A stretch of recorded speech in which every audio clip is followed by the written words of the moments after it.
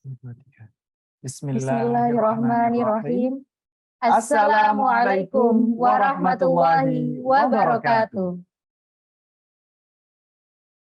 Alhamdulillahirabbil alamin wa bihi nasta'in ala umurid dunya waddin. Wassalatu wassalamu ala asyrafil anbiya'i wal mursalin wa ala alihi wa sahbihi ajma'in. Amma ba'du. The Honorable Rector of UIN Sunan Kalijaga, Professor Phil Al-Makin, SAGMA. Al-Muhtaram, Raisul Jami'ah UIN Sunan Kalijaga, Profesor Phil Al-Makin, SAGMA. Dean Faculty of Da'wah and Communication, Professor Dr. Hajjah Emma Marhumah, MPD, and Vice Dean.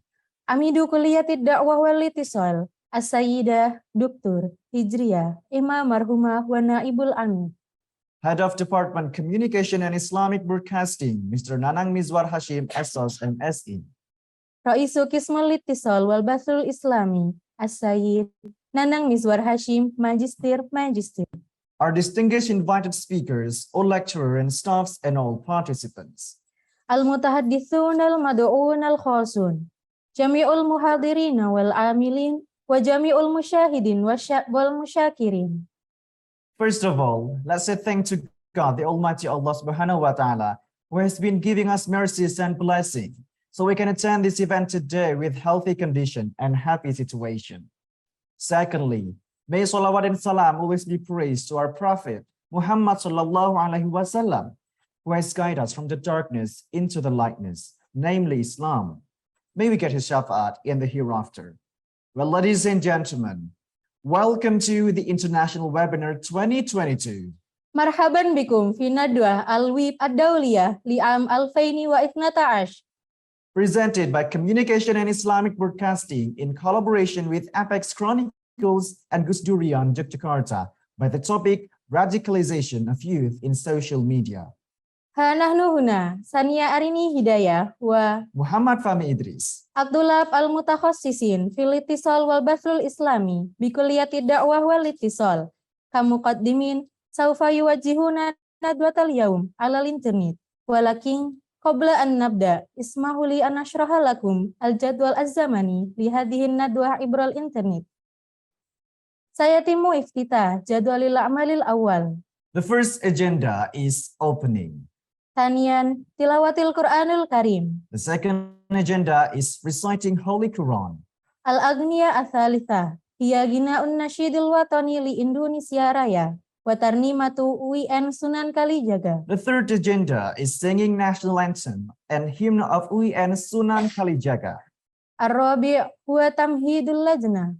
The fourth agenda is committee preface. At-tali huwa tarhibut tarhibi. The next agenda is welcoming speech. At-tali huwa du'a.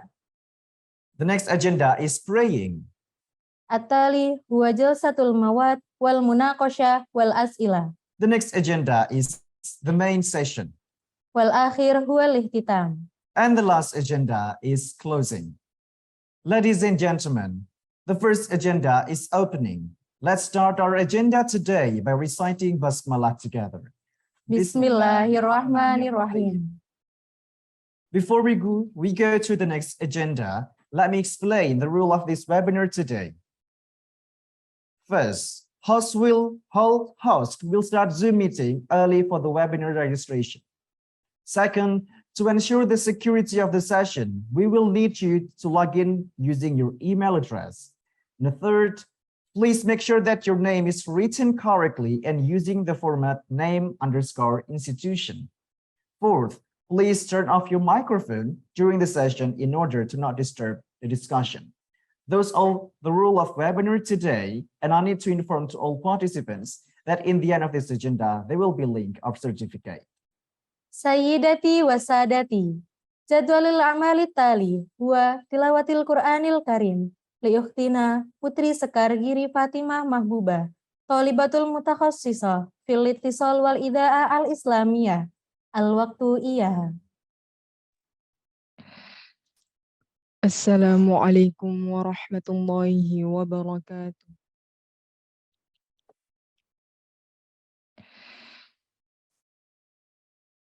A'udzu billahi الشيطان الرجيم.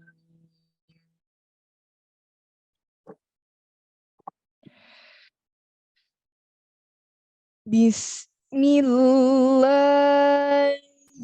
الرحمن الرحيم.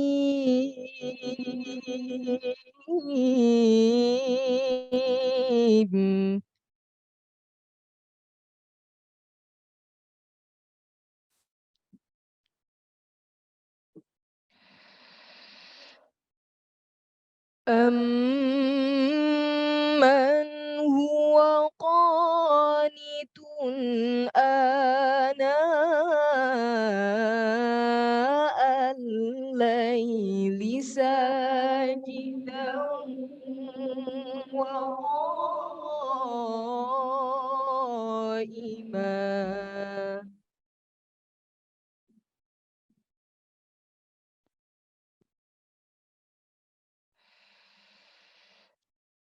وَقَائِمًا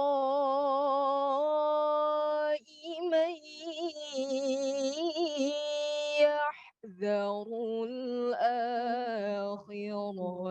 ويرجو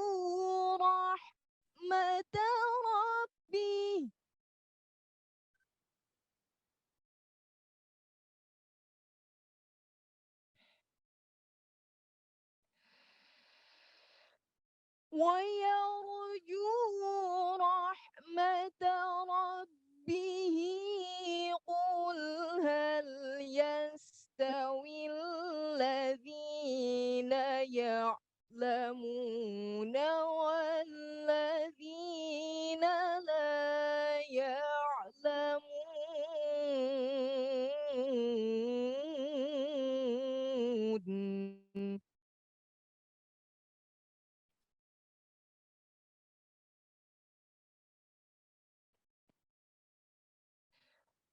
والذين لا يعلمون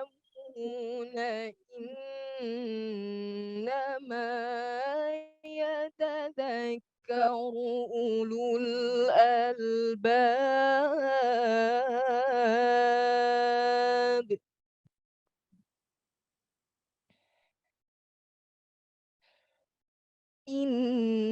إنما يتذكر أولو الألباب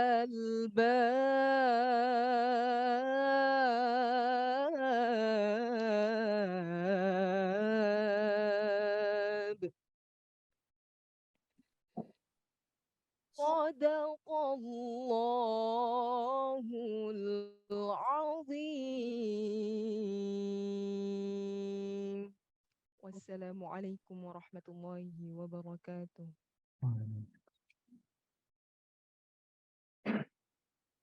Thank you, Putri Sekar, for the recitation of Quran.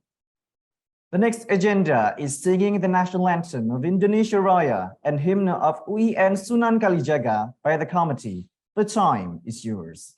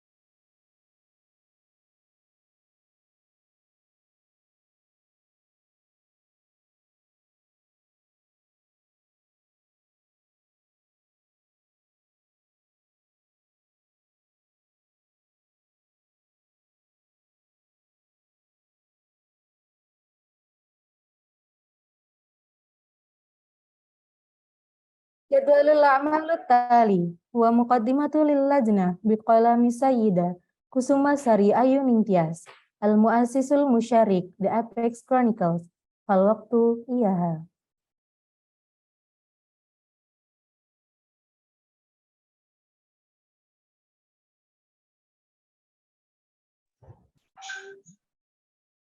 Okay. Assalamualaikum warahmatullahi wabarakatuh. Good morning and a warm welcome to everyone attending this webinar, the fourth international webinar for 2022, a collaboration between the Apex Chronicles, the Islamic Broadcasting Communications Study Program, Faculty of Dakwah and Communication UIN Sunan Kalijaga, Yogyakarta. Today I represent the committee of and also the Apex Chronicles, an independent media that focus on international issue. We especially report on national security issue, and we are very grateful to all the parties who have helped implement this international series of webinars, beginning with the first series in 2021 and the second series of this year. I would like to extend my appreciation and gratitude to the Honorable Rector UIN Sunan Kalijaga, Professor Dr. Philosophy Al-Makin, the Honorable Dean of Dakwah and Communication, Professor Dr. Marhumah, the Honorable Head of Islamic Broadcasting Communication Study Program, Mr. Nanang Miswar Hasib, our honorable speakers for today, Gus Islah Bahrawi, the Director of Moderate Network Indonesia, representing Indonesia, and Mr. Ahmad Saiful Rijal, Associate Fellow of ICP-VTR Rajaratnam School of International Study in Singapore, Mrs. Kalis Mardiasih, an activist, writer, and influencer from GUSDURian Network, also represent Indonesia, Mr. Rocky Gozales, a social media specialist and influencer from the Philippines. Thank you to all of our participants who dedicate their valuable time to make this international webinar possible. This webinar is our final international webinar this year. We will discuss the radicalization of youth by social media platforms.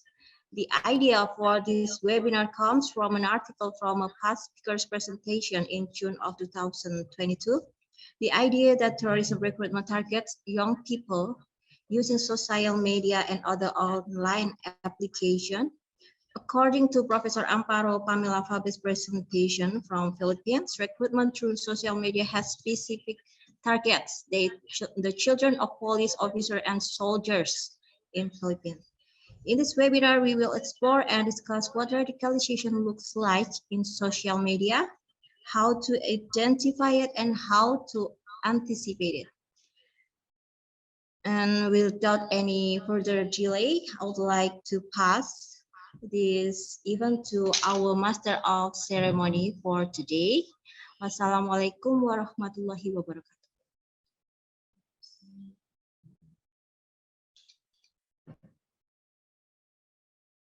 Thank you, Ms. Kusumasari Ayu Ningtyas. Move to the next agenda, that is welcoming speech given by Dean Faculty of Dakwah and Communication, Professor Dr. Hajjah Emma Marhumah, MPD. The time is yours. Yeah, thank you.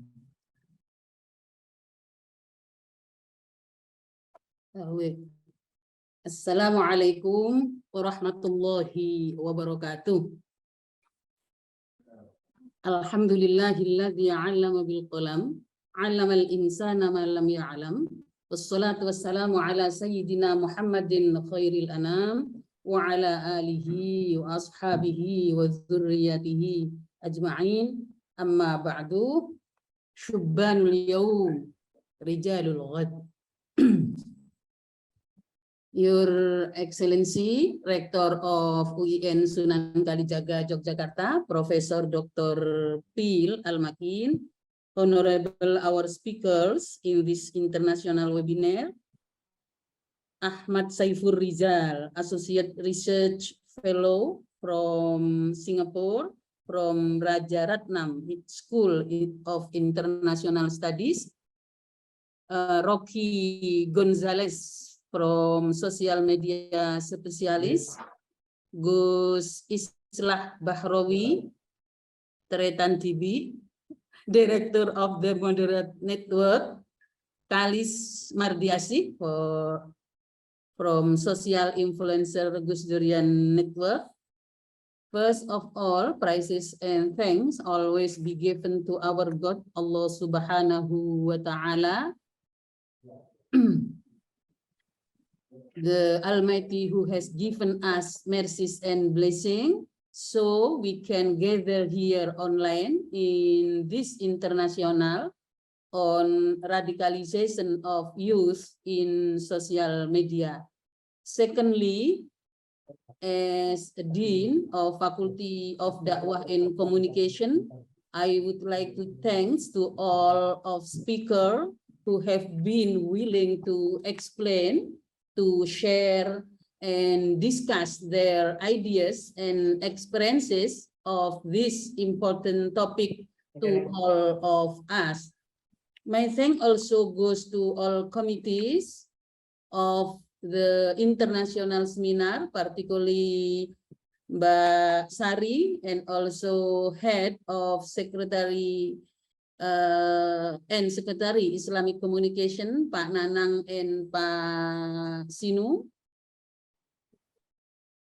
Before addressing the topic on this seminar as part of our internationalization program, I would like to say that the purpose of this international is to enrich and expand our knowledge on Islam, on communication and media studies, and its relation to terrorism and radicalism issues. To the second one, to expand our network and cooperate with scholar, with researcher, with media practitioner and agencies in Indonesia and worldwide. Thank you for the committee who has addressed the topic on this seminar, namely youth and radicalization in social media. I think this topic is significant and worth to discuss, given the recent development that radical or terrorist ideologies have infiltrated through the use of new media. As part of scholarly communities,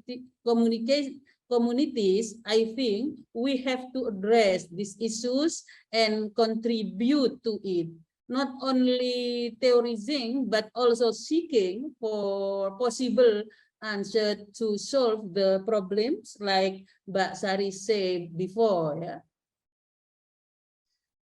Many studies on religion and media have demonstrated that the rapid development of new media has profoundly changed the way religion is constituted and practiced within the society. Also, many studies also have found that many people are radicalized through the social media, such as in the case of ISIS. Media has become a tool for the spread the radical ideologies. Media can be understood as religious marketplace. In bahasa we call pasar keagamaan. That is, religious people can freely choose, freely consume and share and internalize religious contents that are applying and relevant to their preferences. In the context of Indonesia, for example, many preachers from both from the moderate group and radical groups are now using social media to attract many followers, conveying their preaching and disseminating their ideologies. Media, therefore, can also be understood as place of contestation in which religious discourse and practice are contested. The moderate versus the radical. The idea of practice of framing here is also important and relevant, constructing moderate and peaceful Islam and combating religious radicalism through the use of new media. The question then, how the frame progressive, how the frame peaceful, and how to frame moderate Islam in media, which is appealing especially to grassroots, to youth, to urban Muslim who are affected by rapid development of modernization. I think this is important to be discussed, as many research have demonstrated many urban Muslims are attracted to radical groups because they find it comfortable to express their existences in the minds of destabilizing identity. Last of all, may thank international seminar be fruit for us. Wabillahi taufiq wal hidayah. Wallahul muwaffiq ila aqwamit thoriq. Assalamualaikum warahmatullahi wabarakatuh.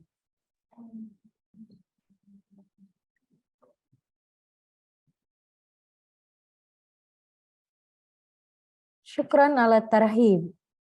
At-tarhib ba'dahu min Raisil Jami'ah UIN Sunan Kalijaga, Profesor Phil Al-Makin, SAG MA. Al-waktu baina yaday.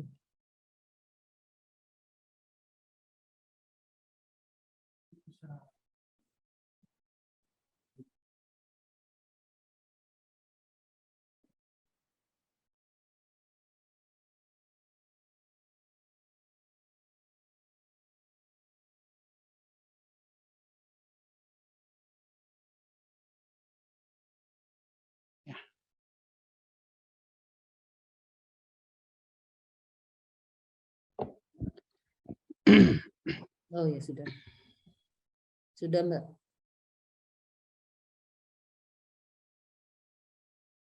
Oke, Assalamualaikum warahmatullahi wabarakatuh. Hey, it's not my turn. Sudah Pak Rektor. Oh, okay. It's my turn, okay? Nggih. So please, my turn. Thank you. Assalamualaikum warahmatullahi wabarakatuh. Waalaikumsalam warahmatullahi wabarakatuh. Alhamdulillah wa syukurillah. We should be grateful and we should be thankful. We have health and we could hold this conference this morning in the Faculty of Dawah and Communication. I would thank Ibu Dekan, Professor Dr. Haja Marhuma. Thank you very much for the spirit, for enthusiasm, for never-ending patience and leadership. I would thank Vice Deans of the Faculty of Dawah, Bapak Dr. Mustafa, Ibu Profesor Jasmini, and Ibu and Pak Dr. Fajar. And special thanks, of course, for the committee of this conference, for hard work and for generosity and time and energy. Mas Nanang Miswar Hashim, Pak Dr. Nanang Miswar Hashim, thank you very much. Pak Nanang, who happened to be in this room, and to everybody in this room, all the committee, and please allow me to greet Ahmad Saiful Rijal, fellow IGV TRRSIS, Rajaratnam School in Singapore, and Rocky Gozales, social media specialist in Philippines. And I would also like to greet Kalis Mardiasih. I think Kalis Mardiasih is quite popular in the social media, in Instagram and Twitter, but not in Facebook. She's part of the Jaringan GUSDURian. Please, Kalis Mardiasih, is Kalis already here? Can I greet her? Mbak Kalis, are you here? Is he? No, not yet. Okay. And Islah Bahrawi. Is Islah Bahrawi here? Can I say hi? Not yet? Oh, okay. So thank you, everybody. And according to the record, we have 89 participants already joining in this conference. Please allow me to explain the visions of Sunan Kalijaga, and please keep this in mind, particularly for academia in our campus, Sunan Kalijaga Islamic State University. If we talk about radicalization, if we talk about moderation, Sunan Kalijaga has its own foundation. For a long time, what we need is just to reawaken, to remind us our own foundation, to remind us the scholarship that already passed the way to go beyond moderation. What it is, I think you already know the answer, which is diversity, religious dialogue, and plurality. Since 1970s, our forefather, predecessor before us in a scholarship, Professor Mukti Ali, has begun in national level to initiate interfaith dialogue. He befriended with Triarkara, the father of Catholics. He's a priest, Jesuit, I think he's Jesuit order. And then he befriended with many Hindu and Buddhist leaders.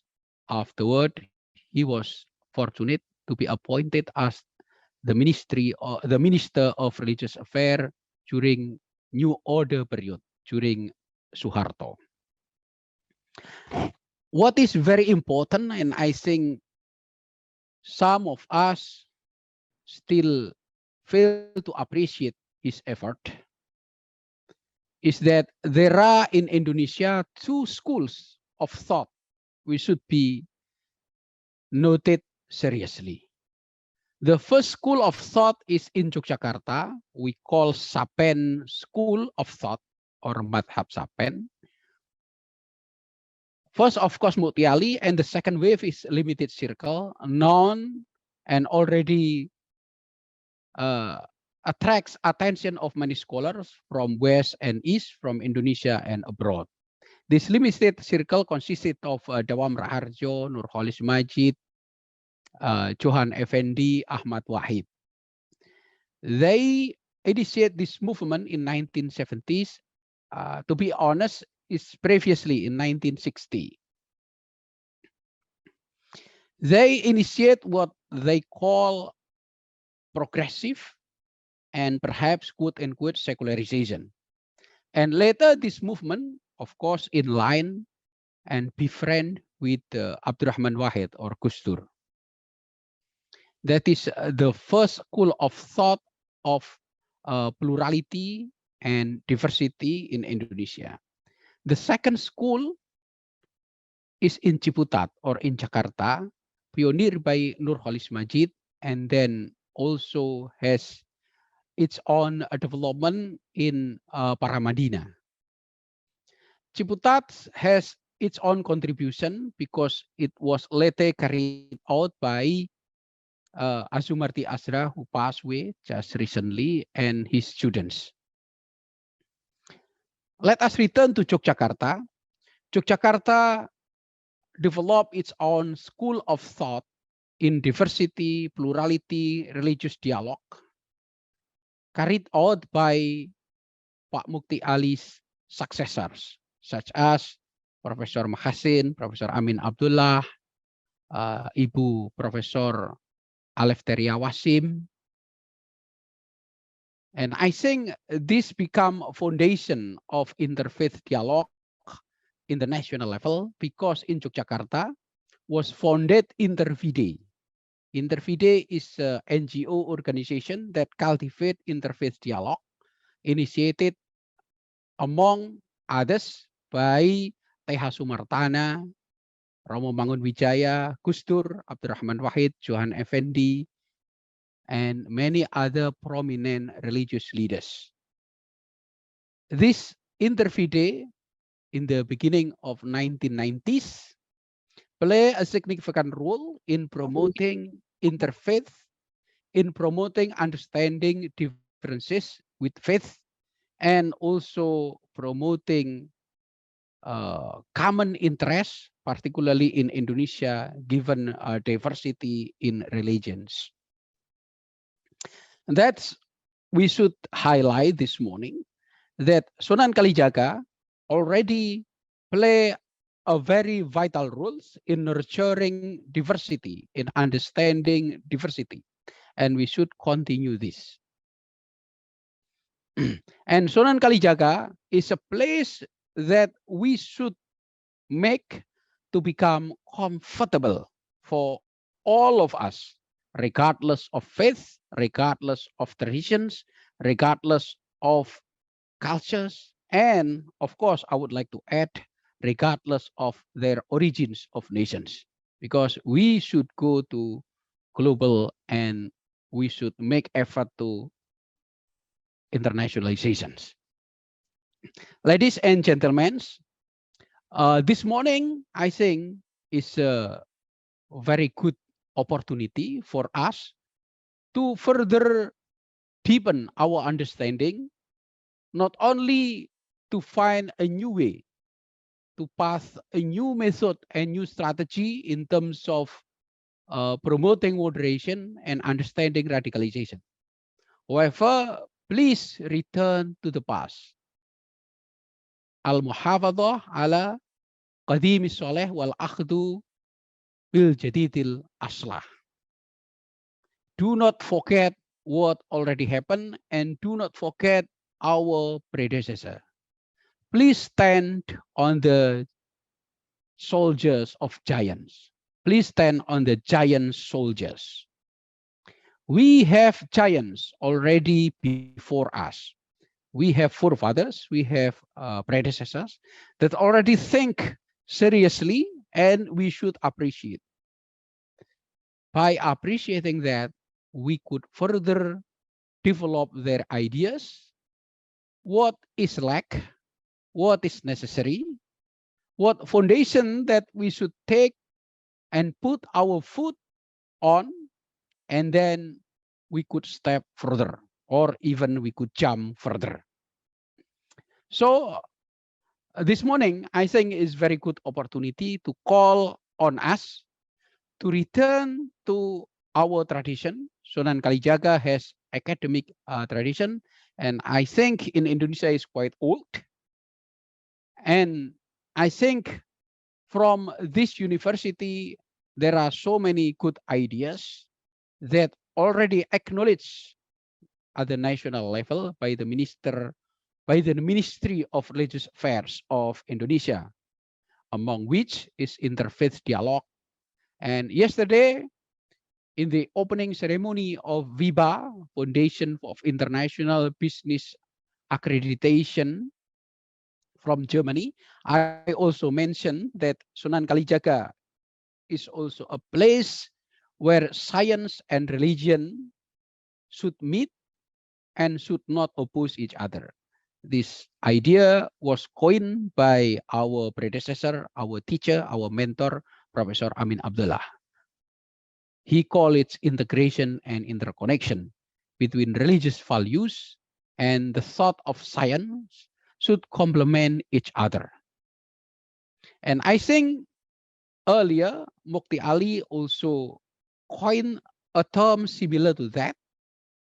According to his, is called cum scientific, cum doctrinaire. If we believe in religion, doesn't mean we discard sciences. If we follow scientific procedure, it doesn't mean we dismiss religious value. Science and religion go hand in hand harmoniously, according to Professor Mukti Ali, according to Professor Amin Abdullah. And let us return a little bit to the idea of go beyond moderation. beyond moderation. It should be stress, yeah. Beyond moderation, it's mean we go further, and we did already further, because we have our own foundation of interfaith dialogue, and so many books, so many articles that is already written by our predecessor, and we should appreciate by reading them, and at the same time, let us find what is still kept remains in their thought. I think this morning is a good opportunity to call all of us to return to our tradition, the tradition of Sunan Kalijaga State Islamic University, the school of thought of Sapen, where Sunan Kalijaga lies and stands, to call upon us to appreciate what our predecessors has already endeavored, and then from this foundation we could move further. And I would like to thank everybody, all participants who already devote his times and energy to listen, and of course to presenters. Thank you very much for sharing your ideas. Thank you very much for presenting your research.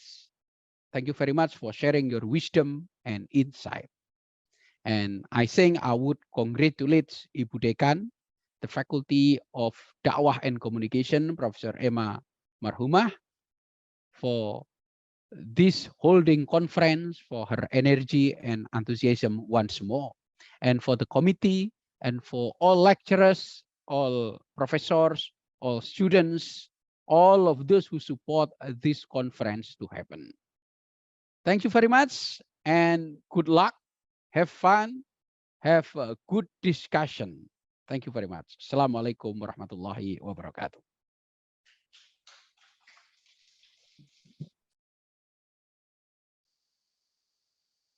Syukron ala tarhib.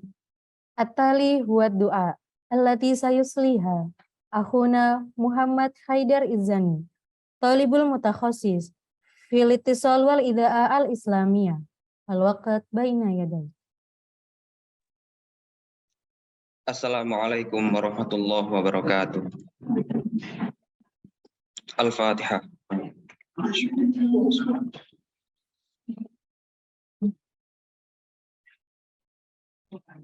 A'udzu billahi minasyaitonir rajim. Bismillahirrahmanirrahim. Alhamdulillahirabbil alamin, hamdan syakirin, hamdan hamidin, hamdan yuafi ni'amahu wa yukafi mazidah.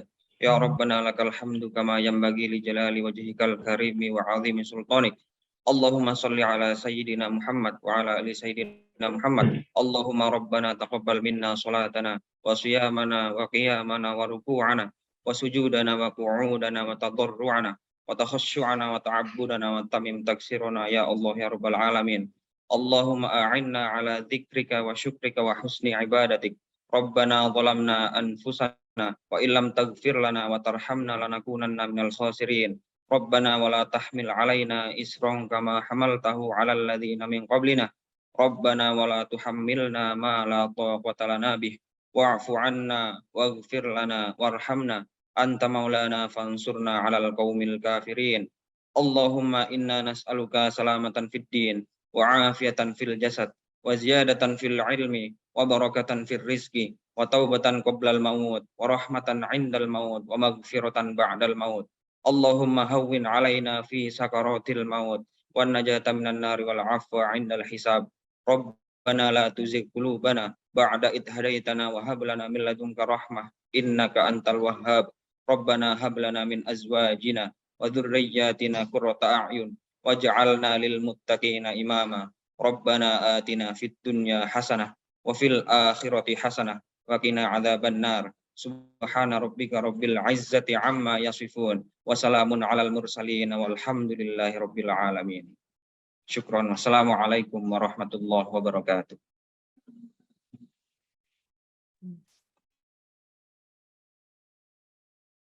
Thank you, Muhammad Haidar, for the praying. Ladies and gentlemen, here the next agenda is main session of the International Webinar 2022 presented by Communication and Islamic Broadcasting in collaboration with Apex Chronicles and GUSDURian, Jakarta. by the topic Radicalization of Youth in Social Media. اسمحوا لي أن أقدم لكم المتحدثين لدينا اليوم. الأول Ahmad Saiful Rijal من سنغافورة. The first speaker is Ahmad Saiful Rijal from Singapore. الثاني Rocky Gonzales من فلبين. The second speaker is Rocky Gonzales from Philippines. الثالث Kalis Mardiasih من إندونيسيا. The third speaker is Gus Mardiasih from Indonesia. الرابع Islah Bahrawi من إندونيسيا. And the last speaker is Islah Bahrawi from Indonesia. وسيواجه جلستنا اليوم أختنا نور فادلة أنديني كوسيط الجلسة. قبل أن نبدأ هذه الجلسة دعونا نقدم الوسطاء لدينا. This plenary session will be guided by the moderator Nur Fadilah Andini. Before we start this session, let us introduce our moderator. Nur Fadilah Andini, also known as Andin, is a third-year active student in Communication and Islamic Broadcasting, and he's contributing a lot in any activities both inside and outside the campus. Currently, he's also debater, and those are the profile of our moderator today. And to Andin, the time is yours. هذه هي جميع الملفات التعريف المشرفين لدينا لهذا اليوم. وبالنسبة إلى أندين فإن الوقت بين يديك.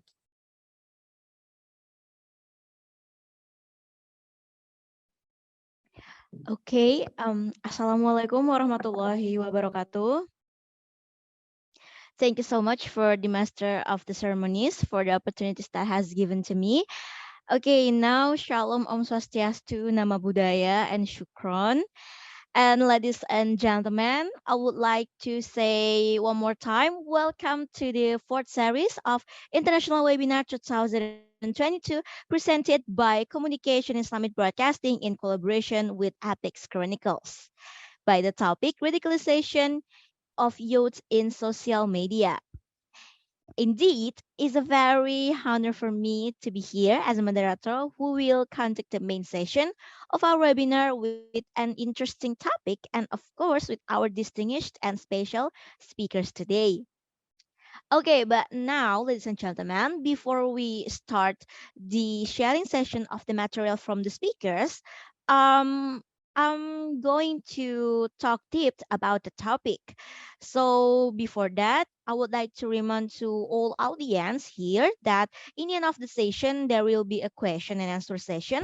So all of us are allowed to ask any questions to the speakers. And then I suggest you to prepare your notes and pay attention to the presented topic later on. Here we are. We have speakers from Philippines, Singapore, Indonesia that will graciously add their experience and expertise to this webinar.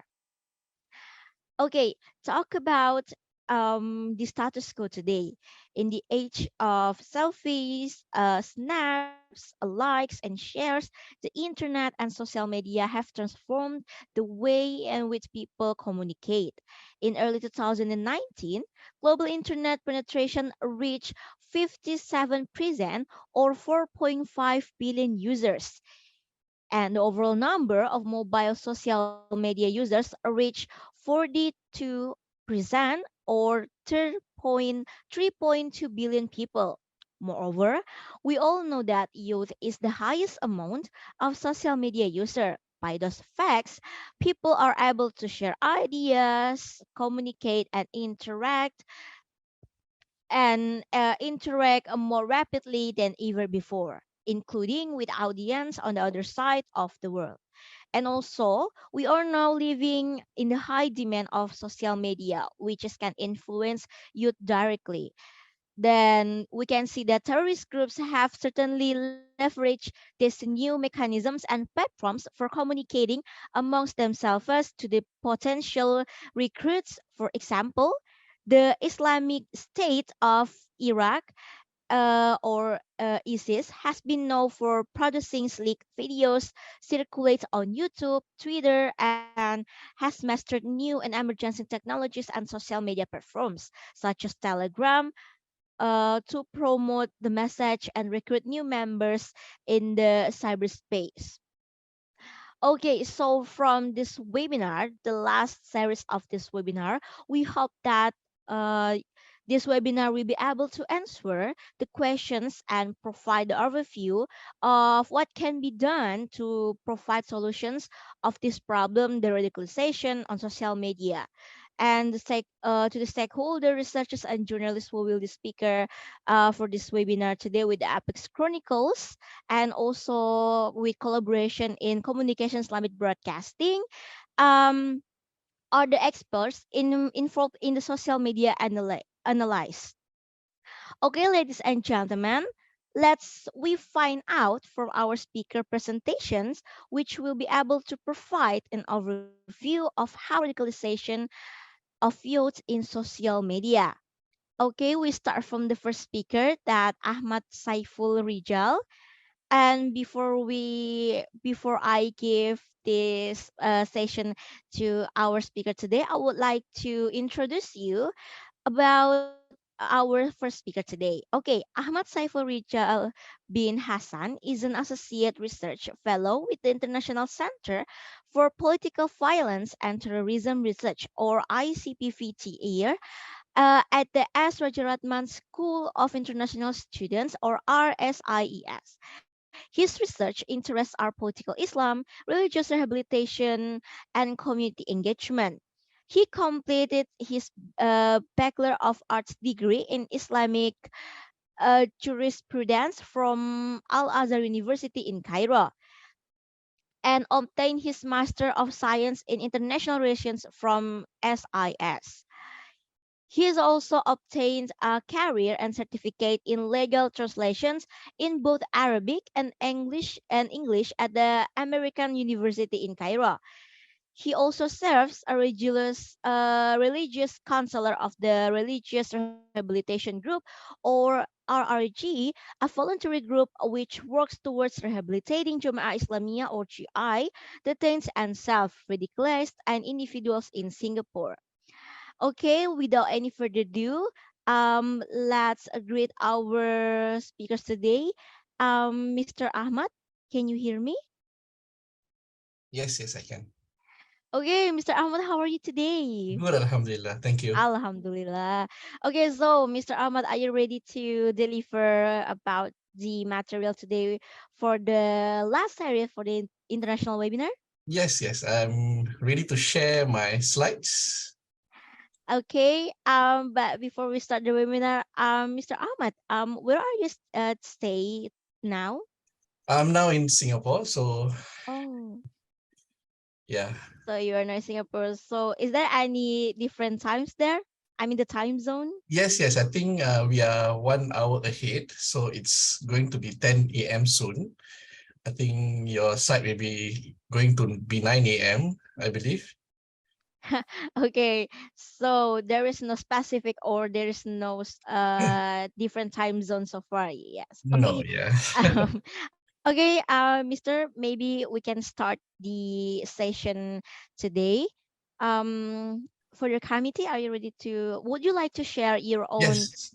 Yeah, Okay. I will share my slides. Hold on. Okay. Okay. Can you see that? Yes. Okay. Okay. Okay. So now we would like to hear the material from Ahmad Saiful Rijal, and the time is yours. Bismillahirrahmanirrahim. Alhamdulillahi Rabbil Alamin. وبه نستعين على أمور الدنيا والدين والصلاة والسلام على أشرف الأنبياء والمرسلين سيدنا محمد وعلى آله وصحبه أجمعين. المحترم رئيس المجلس، سادتي وسيداتي الكرام، السلام عليكم ورحمة الله وبركاته. First and foremost, let me express my gratitude to the organizers, UIN, especially from the Faculty of Da'wah and Communication, as well as Apex Chronicles, for inviting me here today to be with all of you to share the work that I've been doing for the past decade or so. So today's topic that I'm going to present is about online radicalization in Singapore. As we know, okay. Okay, as we know, radicalization is not a new phenomenon. It has been a long-standing issue since the beginning of time. It's a global phenomenon. It's not unique to a certain fixed time or fixed geography. So, and of course, the advent of the internet, it makes everything seamless and easy. Anybody have access to materials wherever they are. And I wish to highlight that radicalization does not necessarily lead to violence. It's an idea, it's a movement, but most of the time it leads to violence, but there are sometimes that does not lead to violence. But radicalization plays an important role in the motivation of a group's purpose or a violent struggle of any terrorist groups. So radical ideas can, as we know, generate support in society as hardcore supporters or sympathizers of the struggle of terror groups. So it serves as a driver or motivation. It serves as a core belief for someone to act radically and think radically. So like I mentioned, the internet probably serve as a conduit, and it is so good that anyone at any point of time can have access to that information or that idea. And I term it local because global issues nowadays becomes local. So whatever is happening in the Middle East, for example, whatever is happening in other parts of the world, we are able to know and we are able to see what's happening. For example, the Ukraine and Russia conflict. So we are looking at the news, we are looking at the information that we receive on a daily basis. So it's like real time. So that's why these ideas can maneuver itself seamlessly and instantly. And the trends of radicalization keeps changing and it keeps evolving. Probably 20 years ago, how someone can become radicalized by a radical idea, it has totally been changed today. So probably 20 years ago, someone needs to be there physically, need to be in a certain place for training or certain place for indoctrination. But today, it does not take, a long time for someone to get radicalized by a certain idea. So probably because of one of them is the internet. But of course, means like, for example, how news travel, how someone received that information. If probably 10 years, 20 years ago, it's through laptop, desktop, but today from our own phone, we can get influenced easily by the information that we receive. And of course, if you look at the latest trends, probably for the past 1 year or so, we have seen terror groups such as the Islamic State, despite being weakened, they are actively spreading their propaganda, spreading their narratives online, and it's being translated almost instantaneously. So it means that there are people out there who have access to these materials and they translate it into various languages, not just in Bahasa Indonesia, but also in English, in Russian, in Swahili. From my own research, I've seen a lot of materials are being disseminated by telegrams, on Facebook, on Twitter, and on closed forum and open forum websites. So they are, although they are not there physically with the group, but they are back at their comfort place at home and doing things on their behalf, which is translation. And if you look at the graphics, it's very, if you look at the photo from the second, how ISIS use probably non-violent narratives, like for example, the meaning of Hasbunallahu wa ni'mal wakil. It was originally in Arabic. It was published by their weekly magazine, but it has been translated into Bahasa Indonesia and of course other languages. So the infographic explains about the meaning and the virtues of this particular phrase. It seems innocent, it seems, but of course, it serves as their propaganda. It serves as their methodology of, saying to the people, saying to the masses that they are a group that has authority, so-called authority, to interpret religion and to provide guidance to the Muslims all over the world. So they try to attract people slowly through this kind of subtle messaging. And of course, the end goal is for individuals around the world to join them in their cause, to take up arms and to perform so-called hijrah and to support whatever that they are doing. So it's a process, at least in our case in Singapore, how someone interpret things on the ground plays a part, and it acts as a stimulus for curiosity. Some probably youth, most of the time when they are curious about something, something pertaining to religious concepts, they would probably first thing Google it, and it serves as an opportunity for them to learn more about under the pretext of learning more about religion.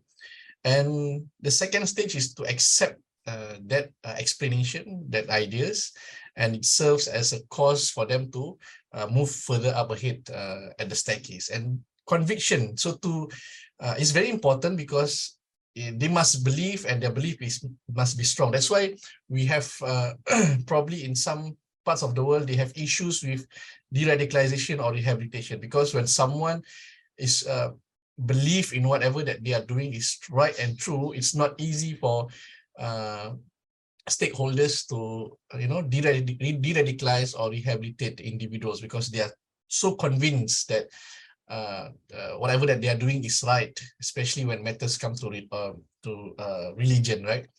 And the first three steps is probably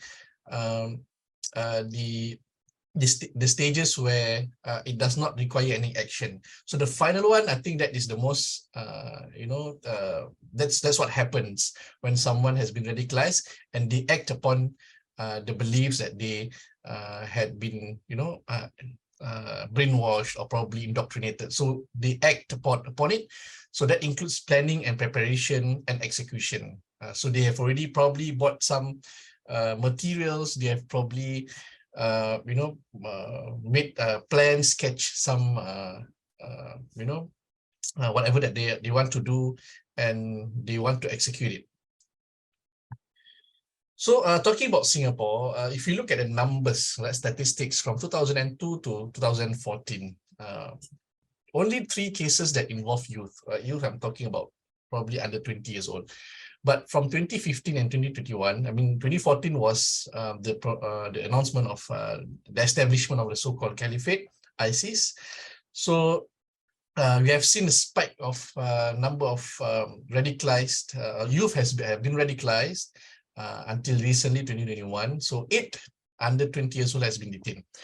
This does not include that those have been under the radar of authorities and probably been addressed, but these are those who are being detained. The trend is probably due to, most likely due to the digital and social media, which is increasingly playing an important role in lives of young people, of Singaporean youth today.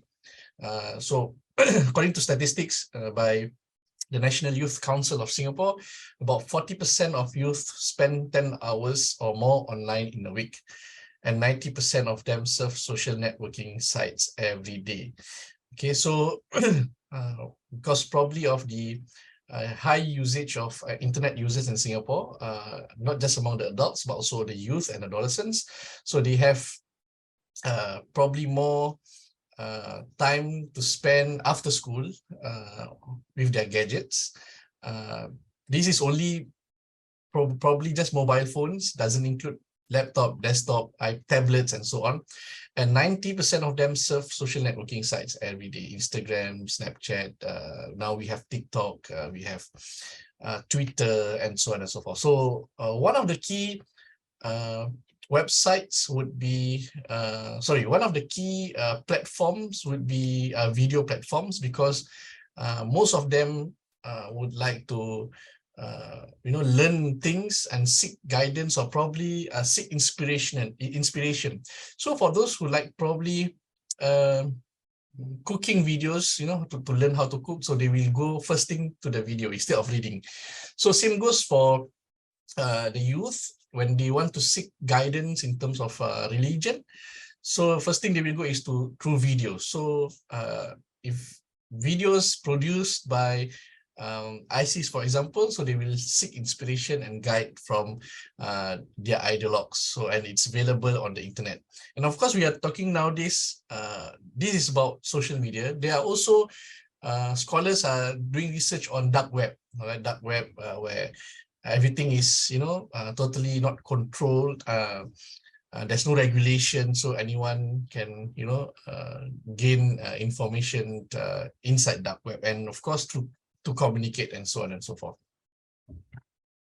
So there's one particular famous individual being Singaporean being featured by ISIS was Abu Uqail, a Singaporean. He's from Singapore, and he was the poster boy for video as well as speeches in English.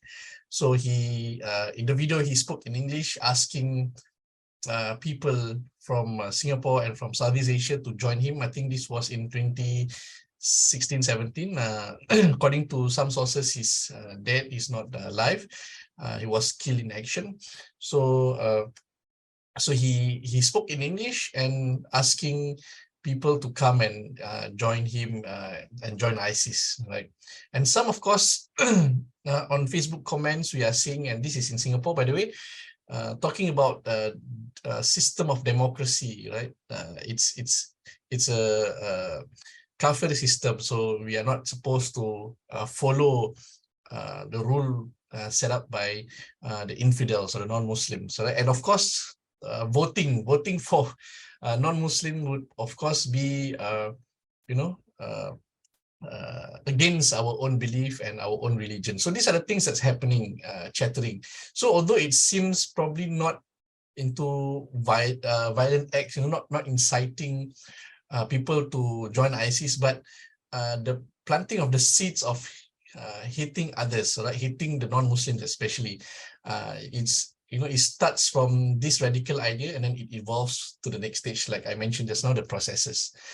And then, of course, we have things such as end-time narratives, Imam Mahdi, Dajjal, Ya'juj, Ma'juj, and Malhama, and things happening in Syria. So we have all these kind of narratives that has been, disseminated through the masses here in Singapore. So recent case, this was early last year. This is quite the rare case, because normally people would see in the media that people has been radicalized, especially Muslims, right? But in Singapore, we had a case where non-Muslims being radicalized by far-right ideology. So if you look at these ideas, the far-right ideology is gaining momentum in parts of the world. So in Singapore, we had one case, a 16-year-old, he's the youngest to be detained. He idolizes Benton Tarrant, the one who, the Christchurch shooter and killer. So he idolizes him, and he felt that ISIS represent Islam, and he believes that this boy believed that Muslims in Singapore, we are supporting ISIS. So he saw the need of protecting Christianity from being tarnished by Muslims. So he intended to buy arms first and considered joining Rifle Club. He also intended to rent a car, although he's not eligible to drive, but he willing to use his parents' vehicle, I believe, to go to two mosques in Singapore and attack the Muslims. So if you look at the infographic down there, you can see there's a route, the plan, and the two mosques that he wants to attack. And then things that he bought online, and some things that he had not the opportunity to buy, but it's in his mobile phone. So tactical vests, weapons, and initially he wanted to buy guns, I believe, but assault rifles, but you cannot find that online. It's not easy. So he then intended to use knives.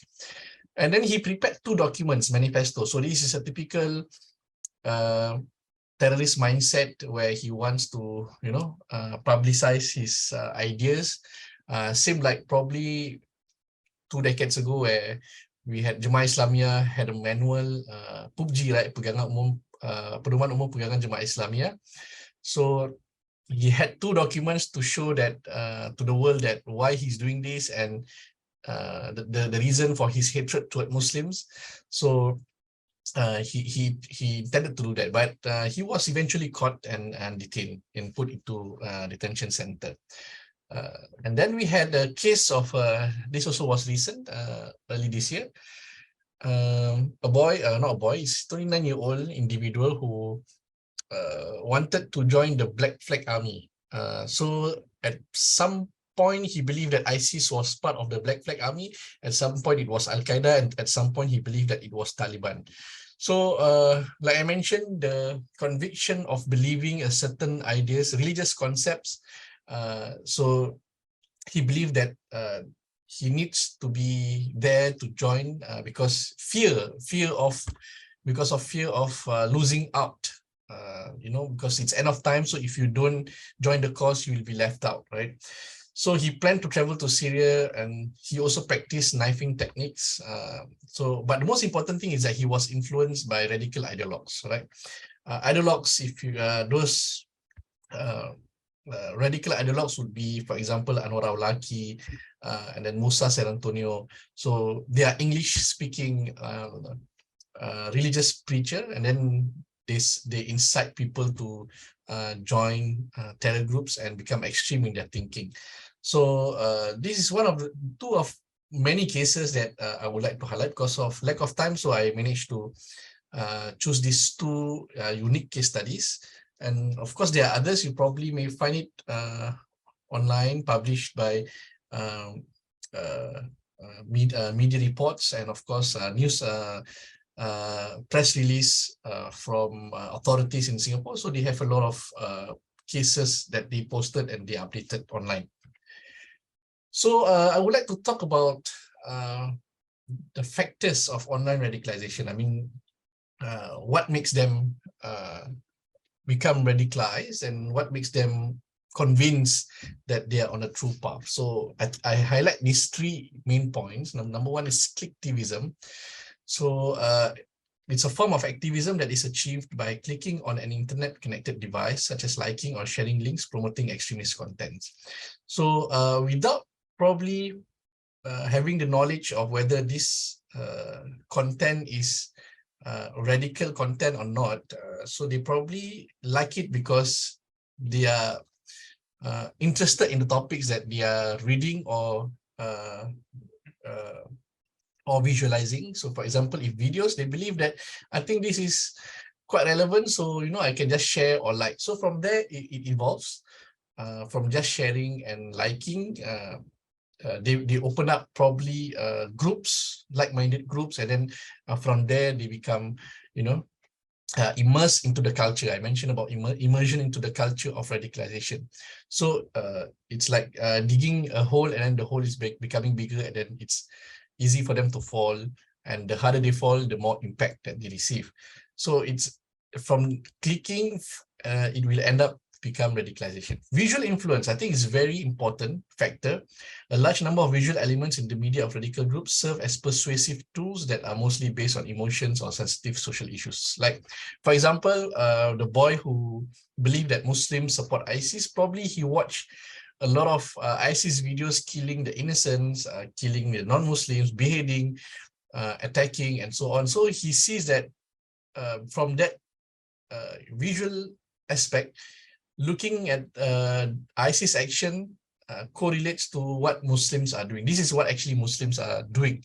So from there, from just looking at the videos, probably he had this idea, because that's why we have Islamophobia, people fear of Muslims and Islam, especially in the West. So they equate ISIS action into what normal everyday Muslims like us are doing.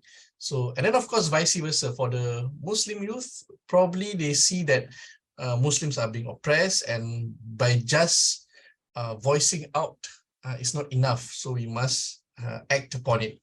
So, for example, the plight of the Rohingyas or the Uyghurs. I mean, we see that being this narrative being pushed out as a propaganda or agenda by these radical groups, you know, telling people that look what our Muslim brothers and sisters are suffering. I mean, by just donating or by just voicing out our opinion, it's not enough, so we must act upon it. So, like I said, global issues become local. So whatever is happening in other parts of the world, we cannot go there. What we can do something over here, right? So we can attack churches, for example. We can attack temples, for example. So these are the things that are happening in this part of the world, at least. And finally, it gives this individual, the youth, a sense of purpose. So for example, what I can give is that those youth, probably they are not well versed in religious ideas, and they probably not religious to begin with. And by reading all these materials published by radical groups, and they think that I think it's time for me to repent, right? Perform the tawbah. So the fastest way to tawbah is learning and practice religion as much as possible within a short period of time and without proper guidance. And probably the idea of martyrdom, shahid, and jihad, all these come into his mind, his or her mind. So it's like a shortcut to success or to heaven. So, you know, if he sees that, oh, for the most time of my life I have sinned, so I think I need to redeem that sin. So by, you know, doing something for Islam, at the end of the day, it's meaningful. So it gives a sense of purpose. So this some of the signs of radicalization. There are two. One is behavioral and another one is ideologically. So we can see that in terms of behavior, we see that these individuals are angry, disgruntled, and they have grievances. So that's why during de-radicalization process or rehabilitation process, we have to understand what made them think this way. So it's very important to understand the thought process and the radicalization process. So if they're angry about something, so we need to address that. So if we don't address that, then angry becomes something else, right? So it eats up their soul, right? Disgruntled because perceived of deprivation of something that in life that he's missing out, right? And of course, sudden withdrawal from the large group of society. So they are fringe, they become fringe, you know, in the society. So they probably feel that they are exclusive, and they think that, you know, they are much better Muslim in the case of Muslim youth, and the rest of the Muslims are not true Muslims, right? And they show support and, of course, suspicious online activities like sharing, posting radical images, contents to family members, to friends, right? So these are the things that we notice and observe in terms of their behavior. And then in terms of their ideology, so they are exclusive, like I mentioned. Muslims are superior than non-Muslims, and they believe that, you know, non-Muslims from that stage becomes the final stage where non-Muslims can be killed, and even Muslims can be killed, because Muslims, those who are against their ideology, so Muslim like us, normal Muslims, can be killed as well. And they, of course, use the infamous concept of takfir, right? And binary worldview, black and white, us versus them. And they fascinated like-minded preachers inept to contextualize into their own place of living, develop fundamentalist mindset, obsessive desire for certainty, apocalyptic thinking, especially we see when ISIS promote this idea of end-time narrative. So we have seen a lot of the youth interested and keen about this topic. And finally, romanticizing of being a martyr in performing jihad and deep fascination of its reward. So this is one of the important factors in terms of their ideology, where they really strive to achieve this reward by performing act of martyrdom, shahid, and of course performing jihad. So I would like to conclude my presentation by saying that online activism, especially recent time, has seen the emergence of tier of supporters, right? And they are very highly dedicated. Like I said, when news came about in Arabic language, for example, it will be translated instantaneously, and with all the infographics. So there's a lot of tiers of supporters, and of course we see that people on the ground, people behind the scenes. So it's a very dynamic and complex process. We see that, so we need to address this as well. And there is a need to counter radical propaganda online. I think Indonesian counterparts, we have seen a lot of jaringan or networks of moderate voices being pushed out. I think it's a very noble effort, but it needs to be expanded to not just to Indonesian context, but to other parts of the world. So legally and socially. So it's both important, and provide religious and social and psychological support to the vulnerable. So probably the issue that these youth are facing is not religious, but it's probably social or psychological. And so, like I said, it's not each individual are unique. So there's no set of fixed profile for these individuals, right? So their motivation differs from one to another. And finally, I believe that an emphasis to unity and not division is crucial. So we should focus on the strength that what unite us and what not divide us. So from there, I believe we can achieve a lot of things when we come to this issue of radicalization. So with that, I would like to thank all of you for your kind attention, and I look forward for the question and answer session. So thank you very much. Qulu qawli hadha wa astaghfirullahal azim li wa lakum. Wassalamu alaikum warahmatullahi ta'ala wabarakatuh. Waalaikumsalam warahmatullahi wabarakatuh. Wow, I heard I listened to your presentation. It's a kind of we can say that it's like crisis situation, right? Especially in youth generation, because I mentioned that even by clicking, it can be a radicalization action. Like, oh my God, but we just sometimes we don't realize that if we click something, if we share something, like especially on youth, right? They don't have a strong stand for the religion, so I think they don't know either it's a radicalization cost feet or something.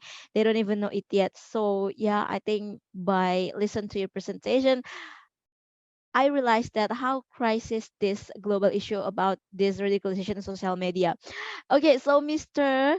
Rijal, before we move to the answer and question session, I would like to give the time to the second speaker. Would you mind to wait until Yeah, the sure. Q&A session? Okay, Sure. thank you, Mr. No Thank you for your problem. Thank you very presentation. much. Thank you. And now we move to the next speakers, our second speaker today.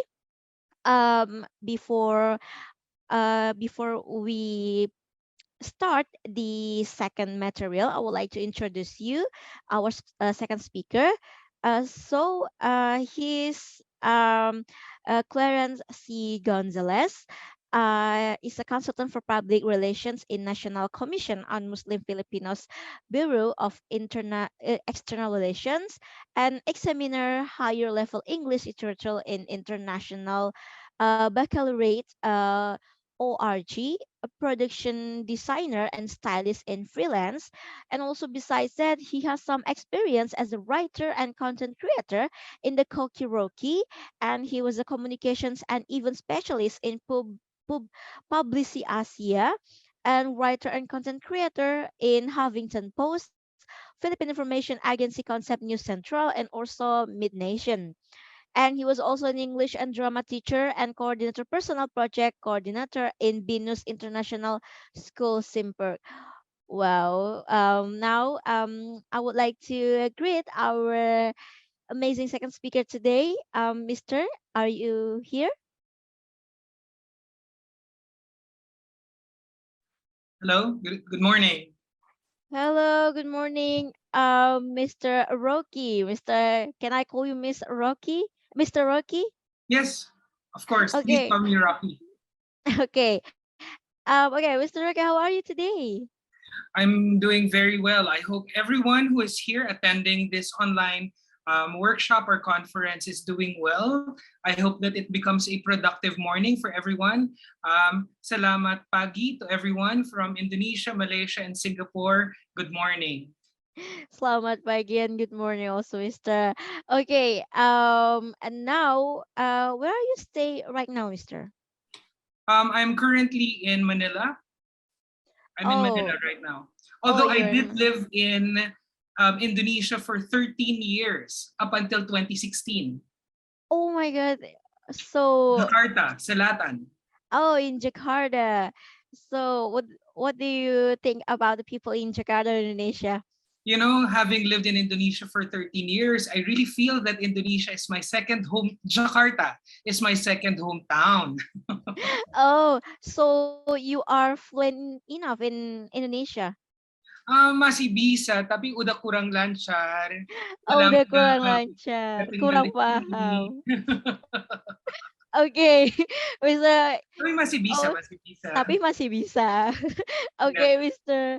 So, we would like to give the time for you to deliver your presentation or material about this fourth webinar today. And are you ready, Mr. Rocky? Wait, hold on. Let me share my slide. Hold on, please. Okay. Okay, wait.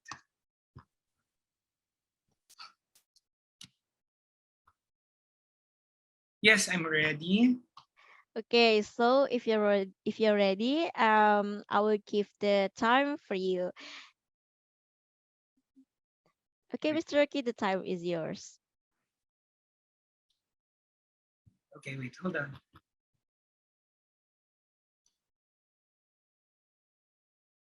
Can you see the slide? Sorry. Yes, I can see the slide now. All right. Good morning to everyone. Salamat pagi to everyone who is here. My name is Rocky Gozales. My social media handle is Cocky Rocky on all platforms. That would be Instagram, Facebook, YouTube, Twitter, and TikTok.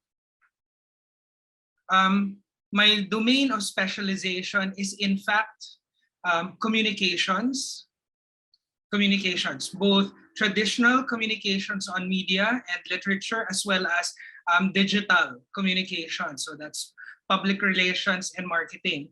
I was a teacher in BINUS, Mina Nusantara, grade 12 for higher level English literature for, approximately 11 years. So today I would like to discuss the radicalization of the youth in social media, specifically in the Philippines. Excuse me, Mr. We can see your share screen, but we cannot see your presentation. Meaning you cannot see me, sorry? No, your share screen, we can see if you're share your screen right now, but we cannot see your PowerPoint, your PPTX. Okay, wait, give me a moment. Let me see.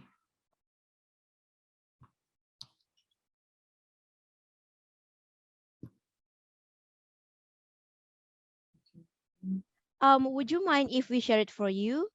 Yeah, go ahead. Okay. Wait a minute, we will share the presentation for you.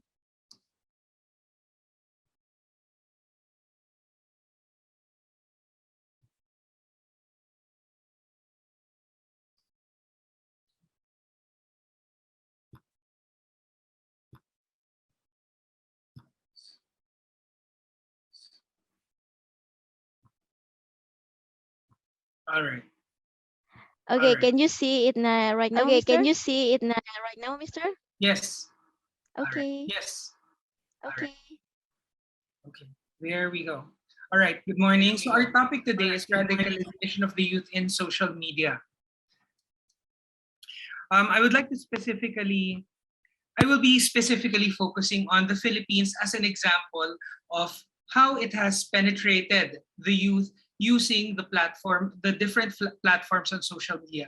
But please do not feel that this is alienating our our ASEAN brothers and sisters, as well as the larger global community. Let us not forget, specifically for our students in Yogyakarta and Indonesia, as well as those listening in on us from other parts of the world, that specifically our ASEAN nations have a shared history and and in the larger perspective of things, we share a common humanity. So whatever our experiences are, hopefully they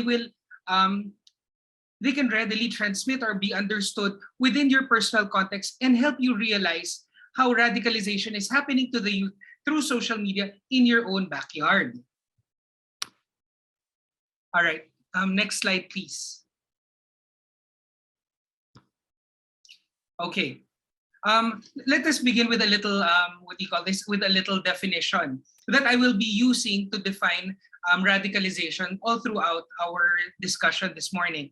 Radicalization is the process of encouraging, developing, and adopting radical or extreme views or beliefs, whether it be political or religious in nature, in support of terrorist groups, ideas, propaganda, and activities. Okay, I hope that is clear. When we talk about radicalization within my discussion here, it will be the process of encouraging, developing, and or adopting radical or extreme views or beliefs, whether they be political or religious, in support of terrorist groups and activities. All right. In the Philippines, in 2020 specifically, the Philippine government passed a law. This is our anti-terror law, which is the first time that the Philippines has ever formulated such kind of a law. Let us not forget that terrorism, and I know that remember that our borders, especially with Indonesia, Malaysia, and Singapore, are very, very thin. We are separated by a very narrow channel of bodies of water. In fact, I remember because I have lived in Indonesia and I've also lived in Singapore. My mom lived in Singapore for more than 20 years. So I visited there quite frequently, and I know for a fact that Batam can be seen from the World Trade Center. So that is how near our countries are. Manado is very near to Philippine borders. So the closeness of our communities are such that it is very easy for us to transmit not just all the good that is within our countries and territories, but also those that are bad. So terrorism in one is terrorism to all, especially with our ASEAN neighbors.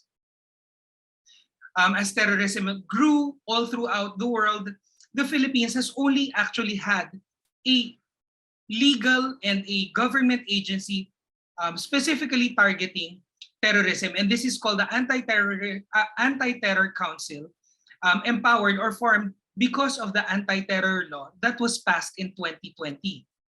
And one of the first acts of this Anti-Terror Council in the Philippines was to designate one of the most popular, subversive, seditious, but political group called the Communist Party of the Philippines. If we look at the history of the Philippines, the Communist Party was formed way back 1968. And before that, it was the Partido Comunista ng Pilipinas, which is of course Bahasa Filipino or Bahasa Philippines for, again, Communist Party of the Philippines, and that goes all the way back 1950s. And even before that, during the Japanese occupation, there was the Hukbalahap.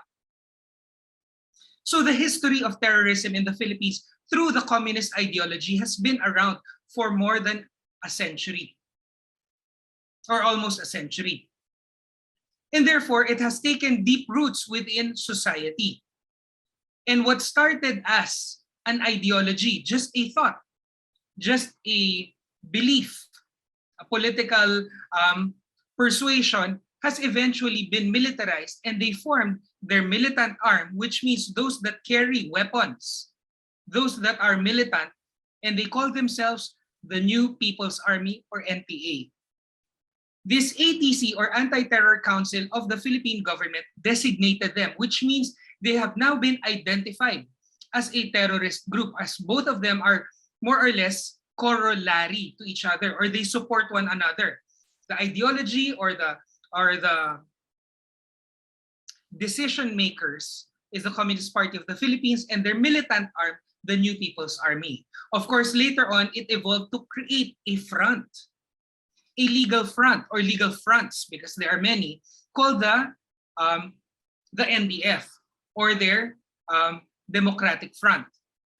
The law that allowed this to happen, that finally the Philippines is able to move against the terrorist propaganda, is called the ATC Resolution number 31, and that has now become law. Next slide, please. This is an actual photograph of their New People's Army practicing within the mountains of the Philippines. Later on, we will be discussing how they're able to do so despite the fact that they have been designated as terrorist groups. Next slide, please. All right. Forward, please. All right, there you go. Okay. The CPP-NPA, or Communist Party of the Philippines, and New People's Army have perpetrated acts of violence and terrorism in the country, but there are global implications to this. There are other countries outside of the Philippines that have designated them within their own governments as terrorist groups. And these are the European Union. So this is a conglomerate of countries within Europe. Next, the United States of America. So within their government, through the passing of a law, they have designated within their Senate and Congress that the CPP-NPA in the Philippines are terrorist groups. Next, in Canada. Next, in the United Kingdom. Let us not forget that the United Kingdom once belonged to the European Union until Brexit. So now they are a separate entity, and they have also confirmed that the CPP-NPA are in fact communist terrorist groups.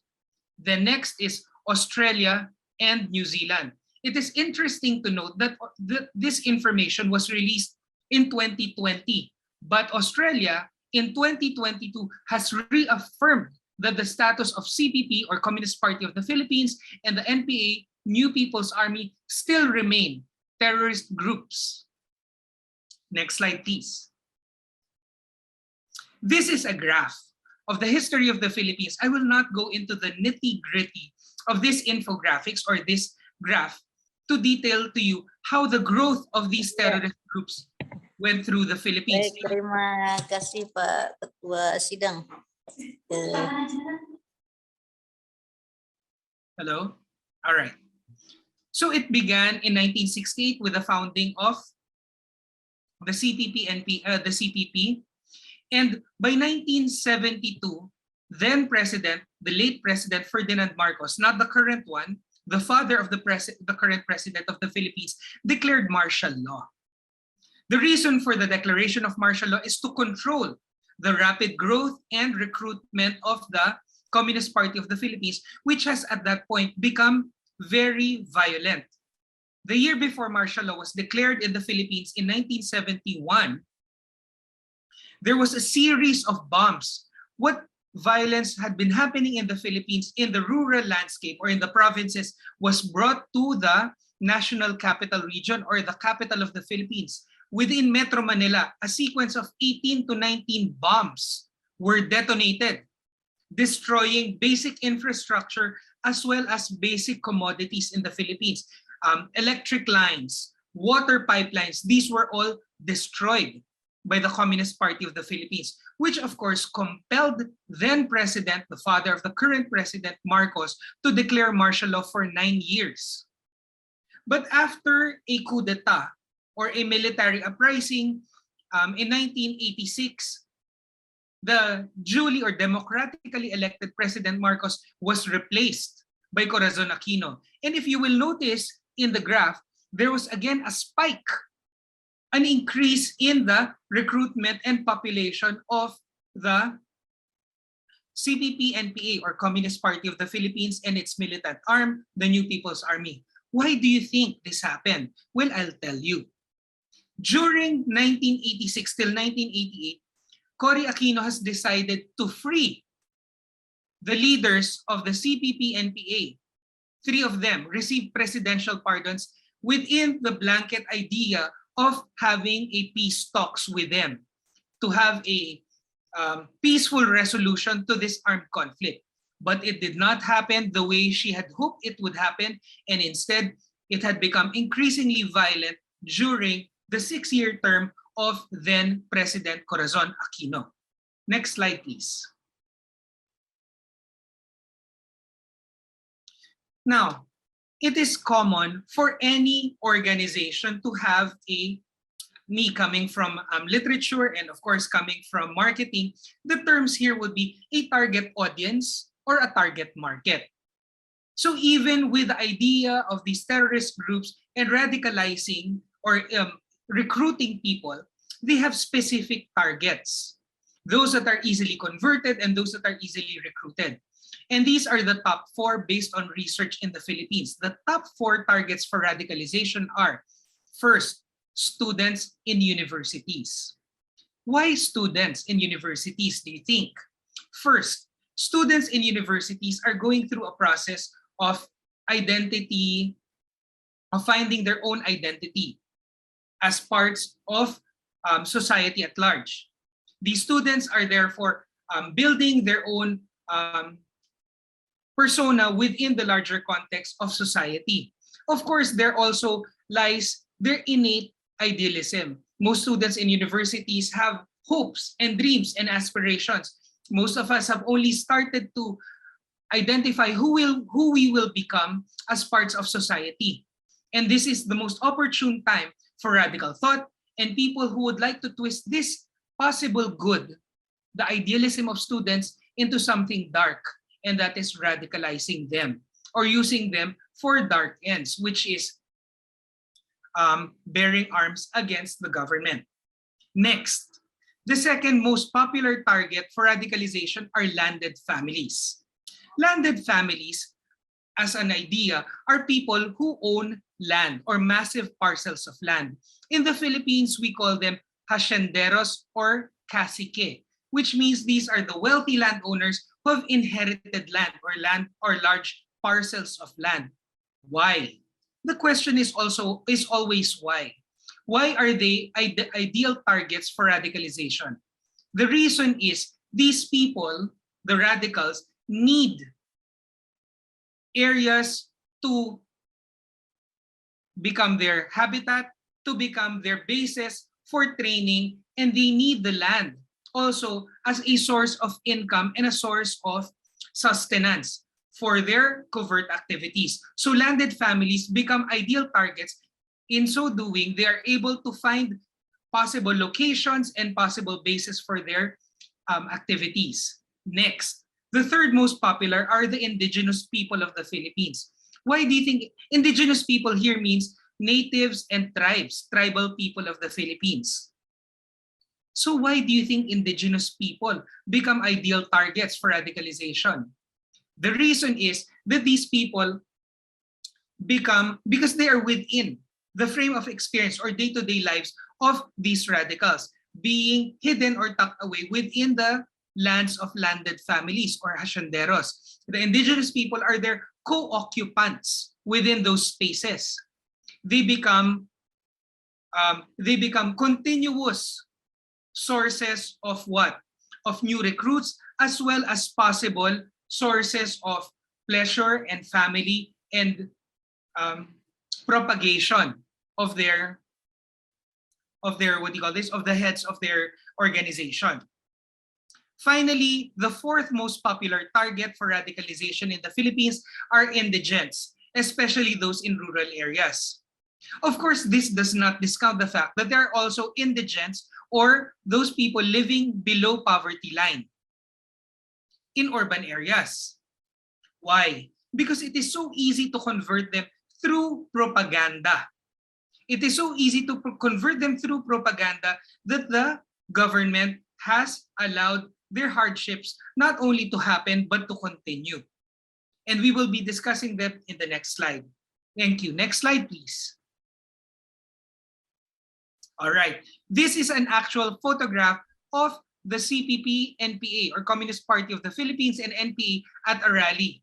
You will notice that not all Filipinos are commonly in this skin coloration. What does this imply? Why am I mentioning this? It hardly seems worth noting, but it actually is. What does that mean? That these people being fair-skinned most likely will imply that these people come from well-to-do, landed families or those who are students in universities. Next slide, please. All right.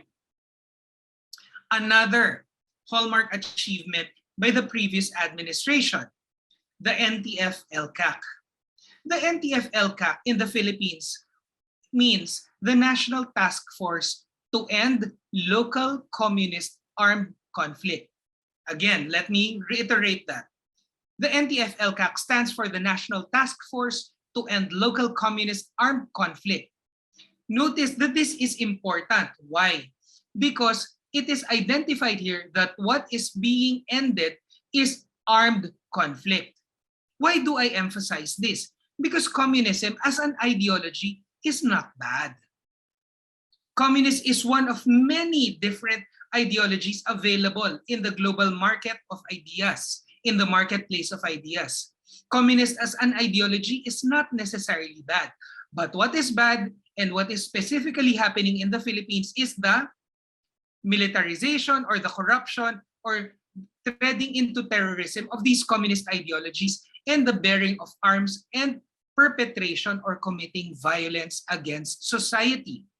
That is what is considered illegal or terrorist activities. Not necessarily just the ideology of communism, but it is the fact that communists who bear arms and who commit violence against society. Now, this was made or was passed into law by President Rodrigo Roa Duterte, the previous government, through his Executive Order number 70. This happened on December 4, 2018. This, of course, was already middle of his entire 6-year term as president of the Philippines, which means what? That other avenues of resolution had already been expired or had already been tried before they committed to creating a national task force that will end local communist armed conflict. And what is interesting here is that the NTF-LCAC is a whole-of-nation approach. Now, if you ask me, what does it mean, sir? What does a whole-of-nation approach? Well, let me tell you. A whole-of-nation approach, as committed to by the government, means that it is not just the military or the law enforcers that will implement the NTF-LCAC or that are part of this. It means that there are other government agencies and that there are other avenues and ideas used here to combat communism and terrorism. And this would be providing better healthcare, providing better technology, improving technology, economy, providing peace, order, and all of the other basic commodities that most of us, especially you students who are enrolled in the university, take for granted, but are deprived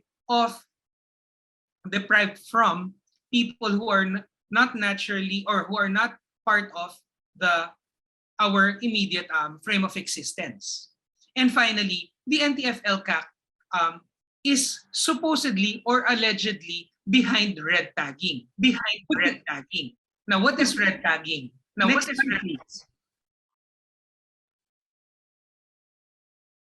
All right, so these are the youth. Notice the ages of these people. It is clear to see that these people are not even middle-aged. These are youth recruits of the CPP-NPA. Next slide, please. All right, red tagging. What is red tagging? You know, in any battle, knowing is half the battle won, or awareness. So this red tagging is an idea that the NTF-LCAC is able to identify certain groups. Red tagging is a term that is being used against people who are considered to be, or through intelligence or intel, as fronts, legal fronts of these covert or terrorist organizations. In March 26, 2022, the government NTF-LCAC, through their spokesperson, Dr. Lorraine Badoy, identified five groups, political groups, that have actual seats in our legislature, which means they are Congress people. They are representatives of the country in lawmaking.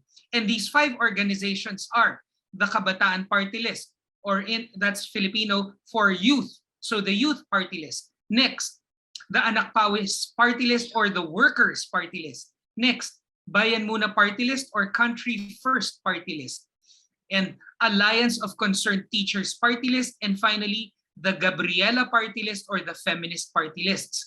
Notice that these party lists or Congress people represent ideas or sectors in society, which are normally considered to be those that need representation. And it is so easy for communist ideology or communist terrorist ideology to twist this idealism and make them their own. Next slide, please. The popular narratives. And these are the ideas that are used through propaganda by the CPP-NPA or Communist Party of the Philippines and the NPA. And these are, next slide please. The most common is the apathetic government. This is a perception, and they continuously use them in their materials, literature, visual aids, and of course now they have migrated this onto the digital platforms or social media. An apathetic government, as the name implies, is that they are trying to convince the masses or the ordinary Filipinos to side with communist terrorism. Why? Because their idea is the government does not care for you. The propaganda of these communist terrorists or radicalization ideas are that the government does not care or does not take care of their citizens. The next popular narrative is, next slide please, a worthy cause. Now, as I've mentioned earlier, this is how it is so much easier for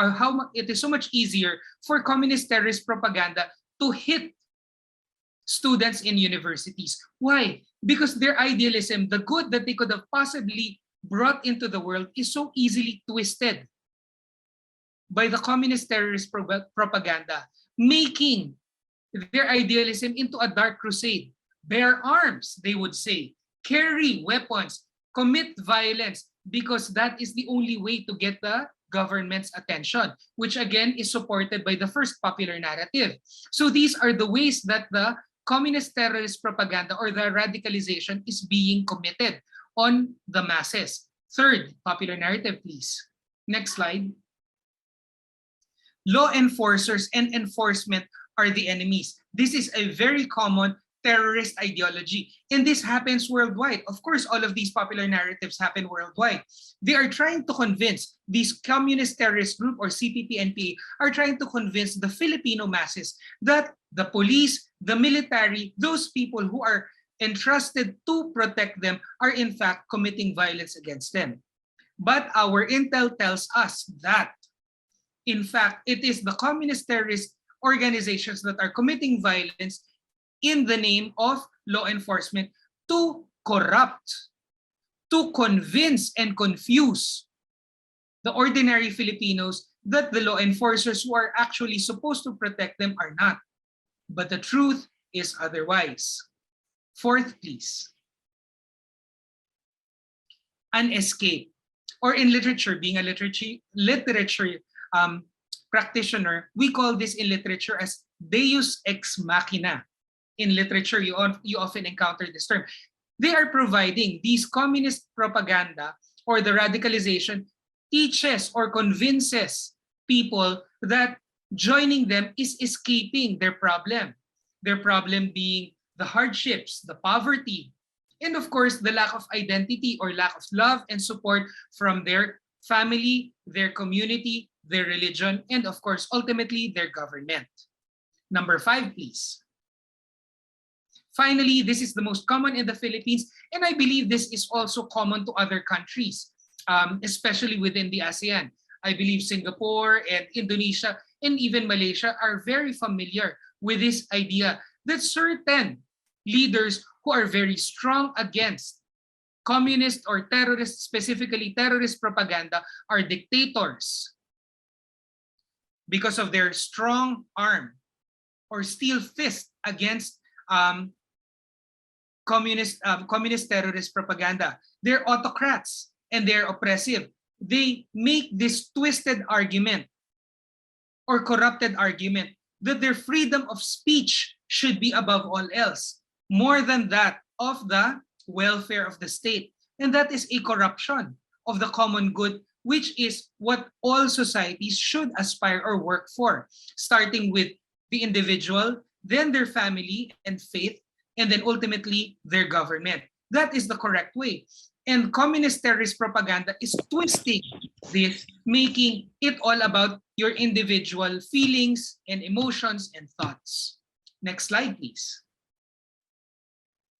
Radicalizing on social media. I have already mentioned this previously, but let us summarize them. The most common ways for radicalizing the youth on social media is first, converting idealism. The youth being the hope and the future of the world.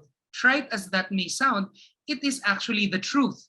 Students in universities are poised to become the future builders of infrastructure, are future caretakers or caregivers of the health of society, are the future thought leaders and influencers, the teachers of our land, and even leaders of the country. And it is so easy to convert that positive or that good that has been taught to us by our family, by our religion, whether it be Islam, Christianity, or otherwise.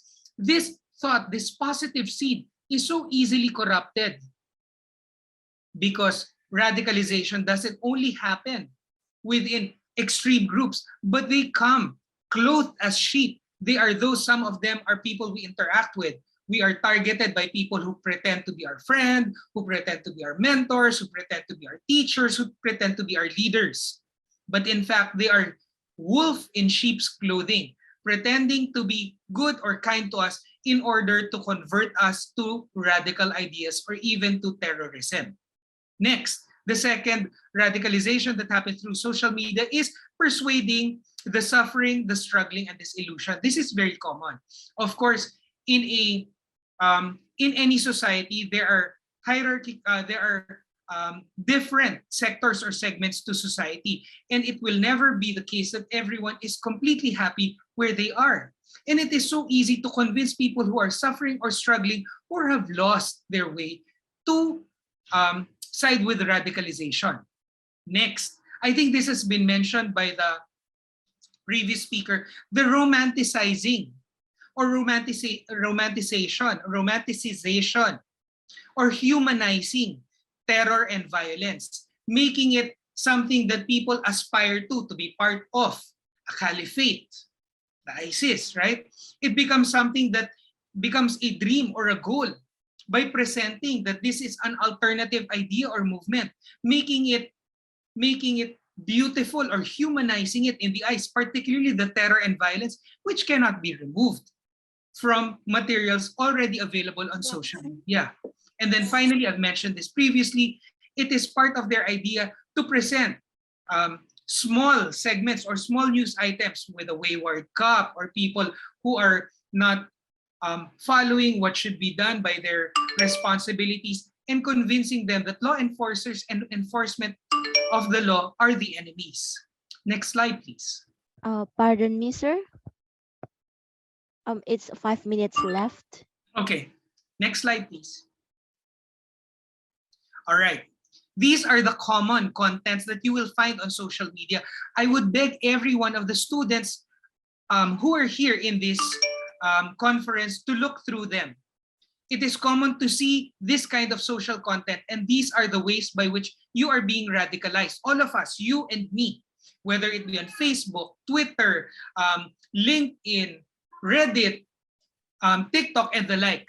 The first and most common is demonizing the family, the community, and the government. Meaning they are presenting that the family is stifling your freedom, your individuality. Religion is going against what you want to do or achieve in your life. That's the first. Next, rebels and terrorists are heroes. There are stories, Instagram stories, TikTok, and Facebook, and even actual Netflix series that show that rebels and terrorists are heroes. Next, traditional values are bad and all things new are good. It is telling you that your individual idea or feelings outweigh social good or ideologies that we know and have been tested by time as good, like religion, like education, and such. Individual right always outweighs the common good and vice versa. This I've mentioned before. Dictatorship is another way that they present that how bad your current situation is, and it is time to join radical groups. And then, of course, your government is presented to be kowtow or bowing down to foreign powers, and you are losing your identity as a nationalist.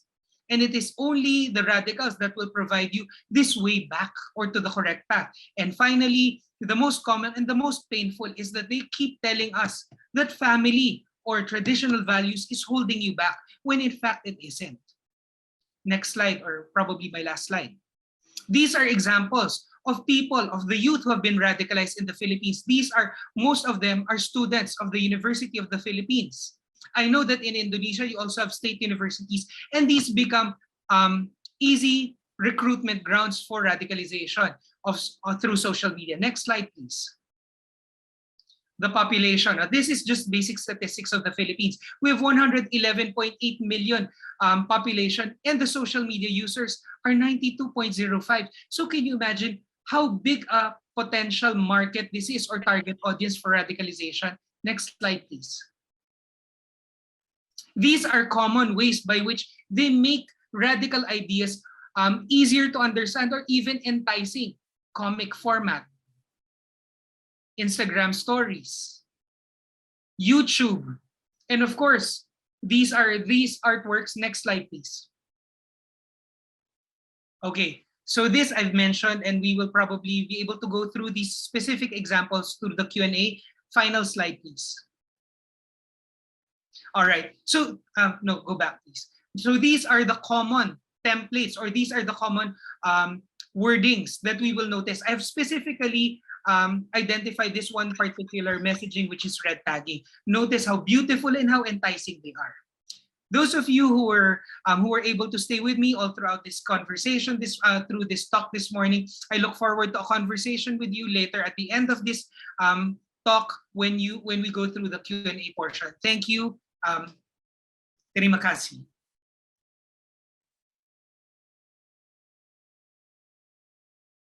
Thank you so much, Mr. for the presentation.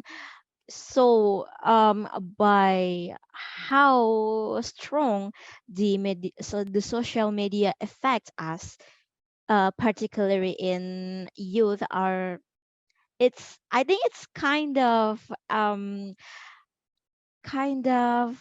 I mean, I just get so scared because of the influence that social media can give so many influences to us, and it can be the most effective media to the terrorists or any other groups, radicalization group that can influence most of the use of social media Can I are just add youth. something? Can I just add something? You know, you are so correct.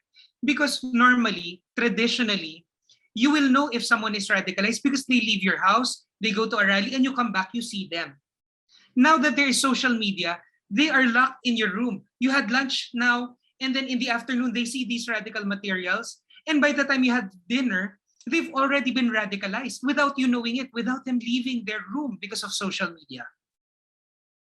Yeah, and also by I think the recent topic or the recent people topic, like a shortcut for going like to heaven by doing kind of jihad, and it makes so many tragedies happen because of the shortcut. Yes, Correct.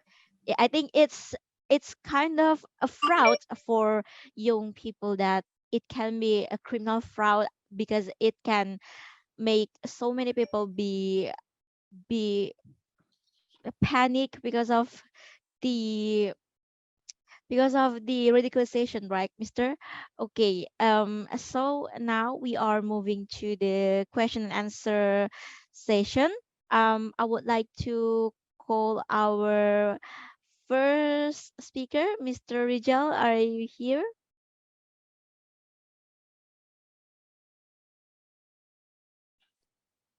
To Mr. Rijal. Mr. Rijal, can you hear me?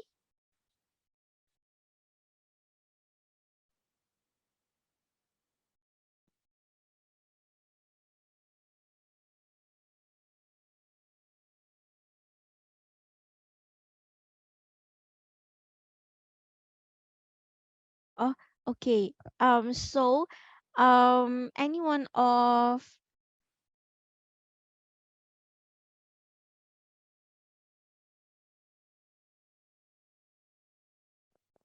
Okay, so I think anyone of the audience want to ask question, you can raise your hand or you can ask to the chat box on this Zoom.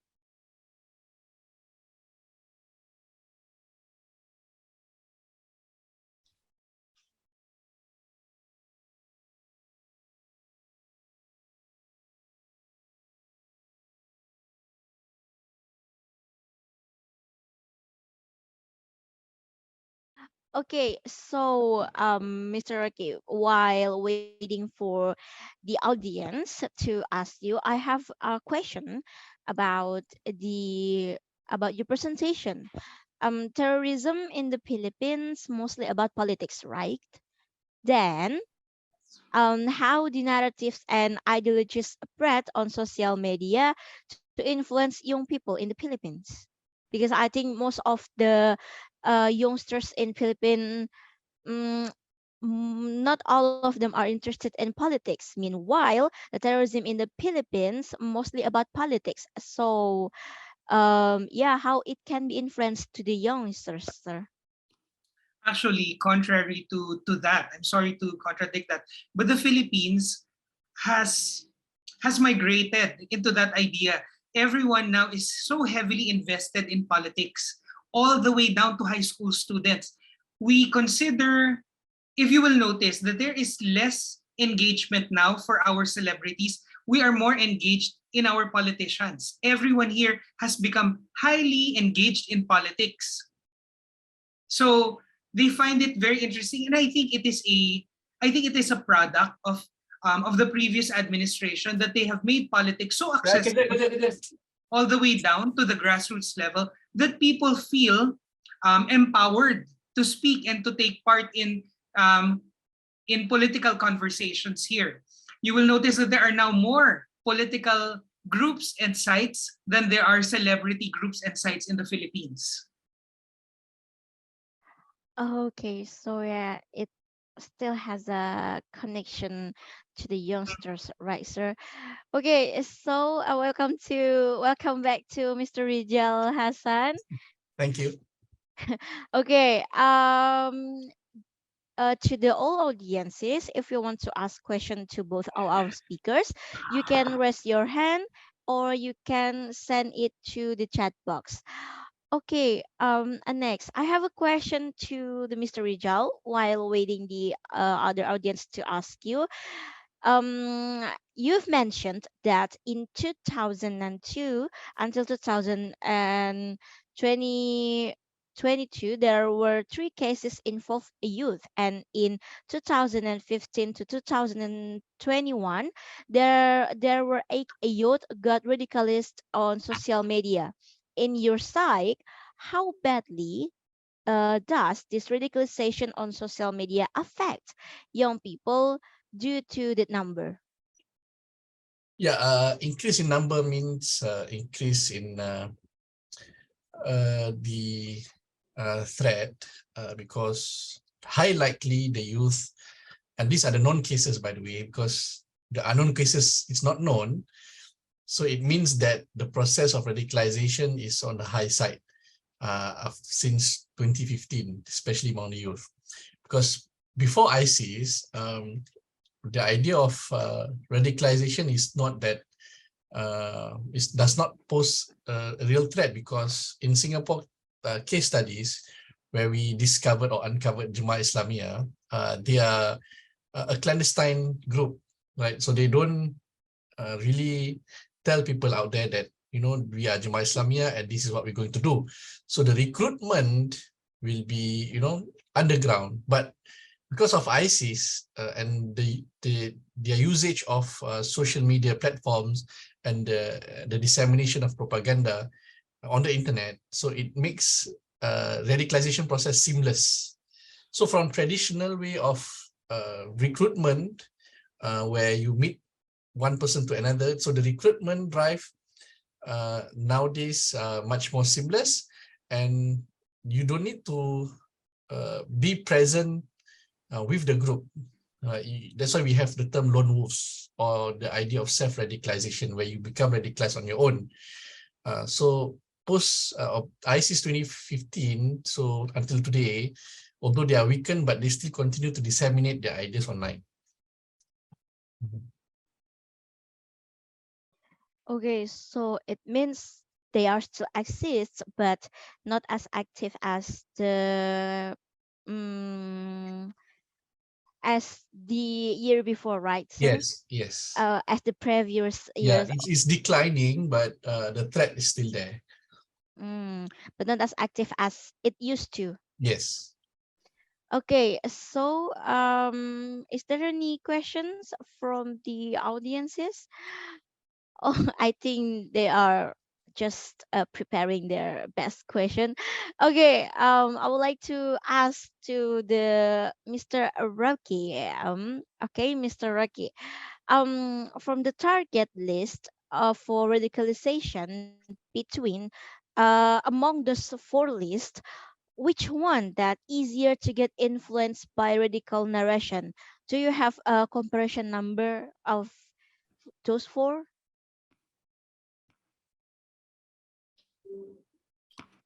Through social media, the numbers are still being what do you call this, accumulated, but these have been identified as the top 4 so far.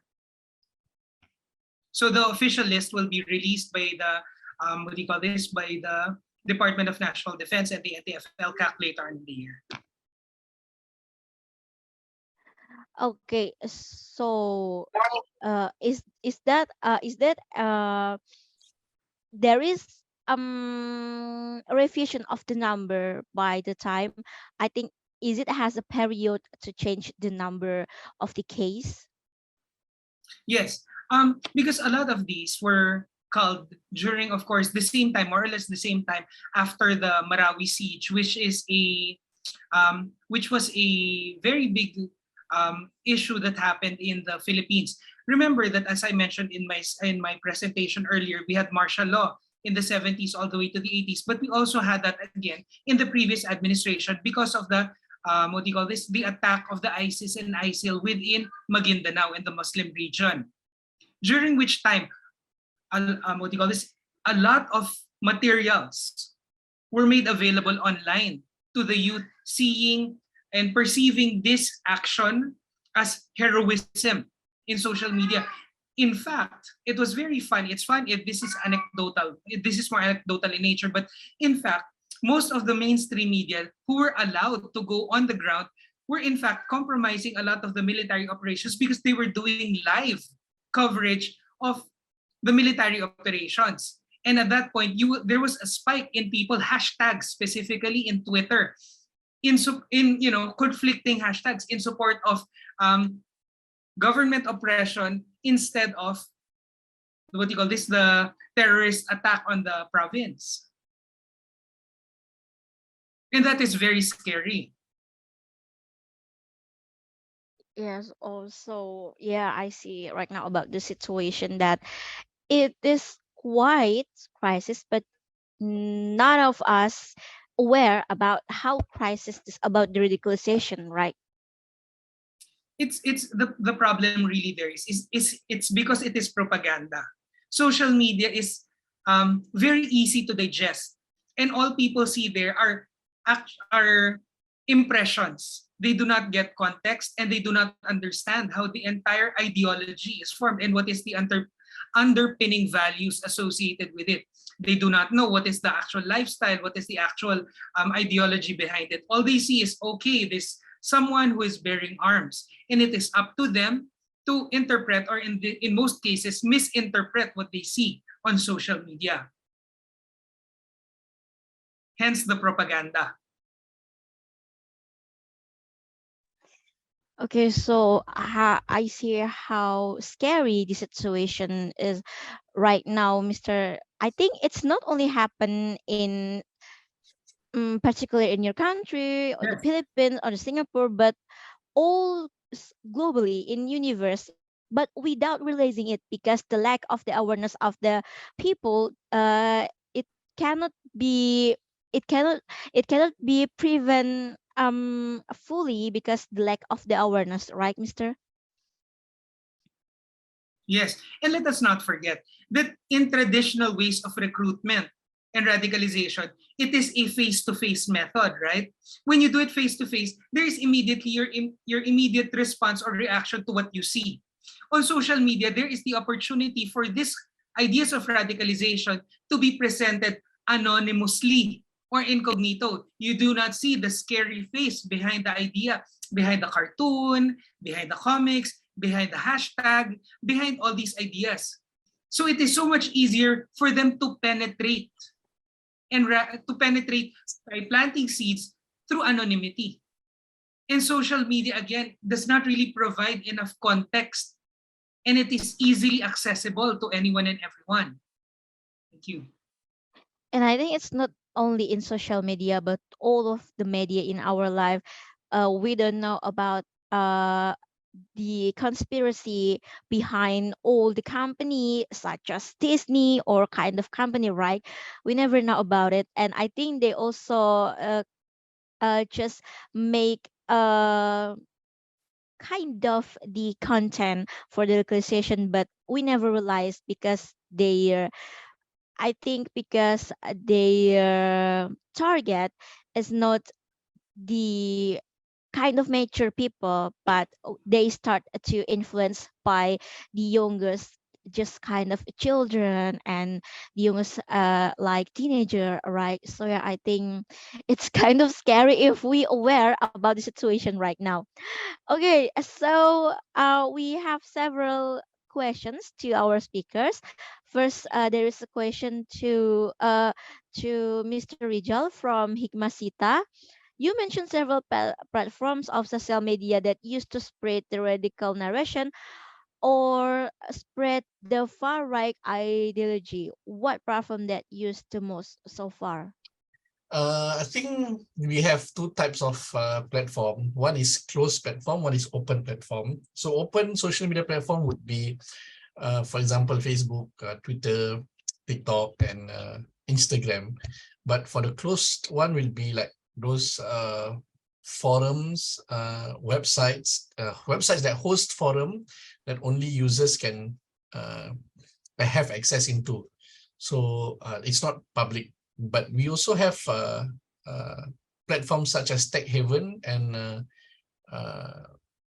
Telegram. I think Telegram would be mostly used by the sympathizers or the translators. They would disseminate this propaganda from the platform of Telegram. Yeah, this is what I've seen for the past recent few years. But I also encourage anyone who wish to ask in Bahasa Indonesia, then maybe probably moderator can translate for Mr. Rocky. So I'm open for that also. Okay, Mr. So, okay, yeah, it means the Telegram is the most popular media to spread the radicalization message, right? So yeah, I think because I have used Telegram for since I was in a junior high school. So I think yeah, it's so wild, just wilder than Twitter, I think. Yeah, because we can access all the information, kind of information that we cannot access in Google or in any website, but we can access the information or even the website by Telegram. I think it's so scary because we can connect to the dark web by the Telegram sometimes. Okay, so next we have question uh that addressed to both of you for all speakers. There is a question from Azizul. Uh, can you explain for us what the characters of radicalization in social media? Even I'm still confused about that, but I just know about radicalization like a religion discrimination. I'm confused to differentiate among between radicalization and terrorism, or what is the radicalism has often appeared in social media. I think this question is addressed to all the speakers.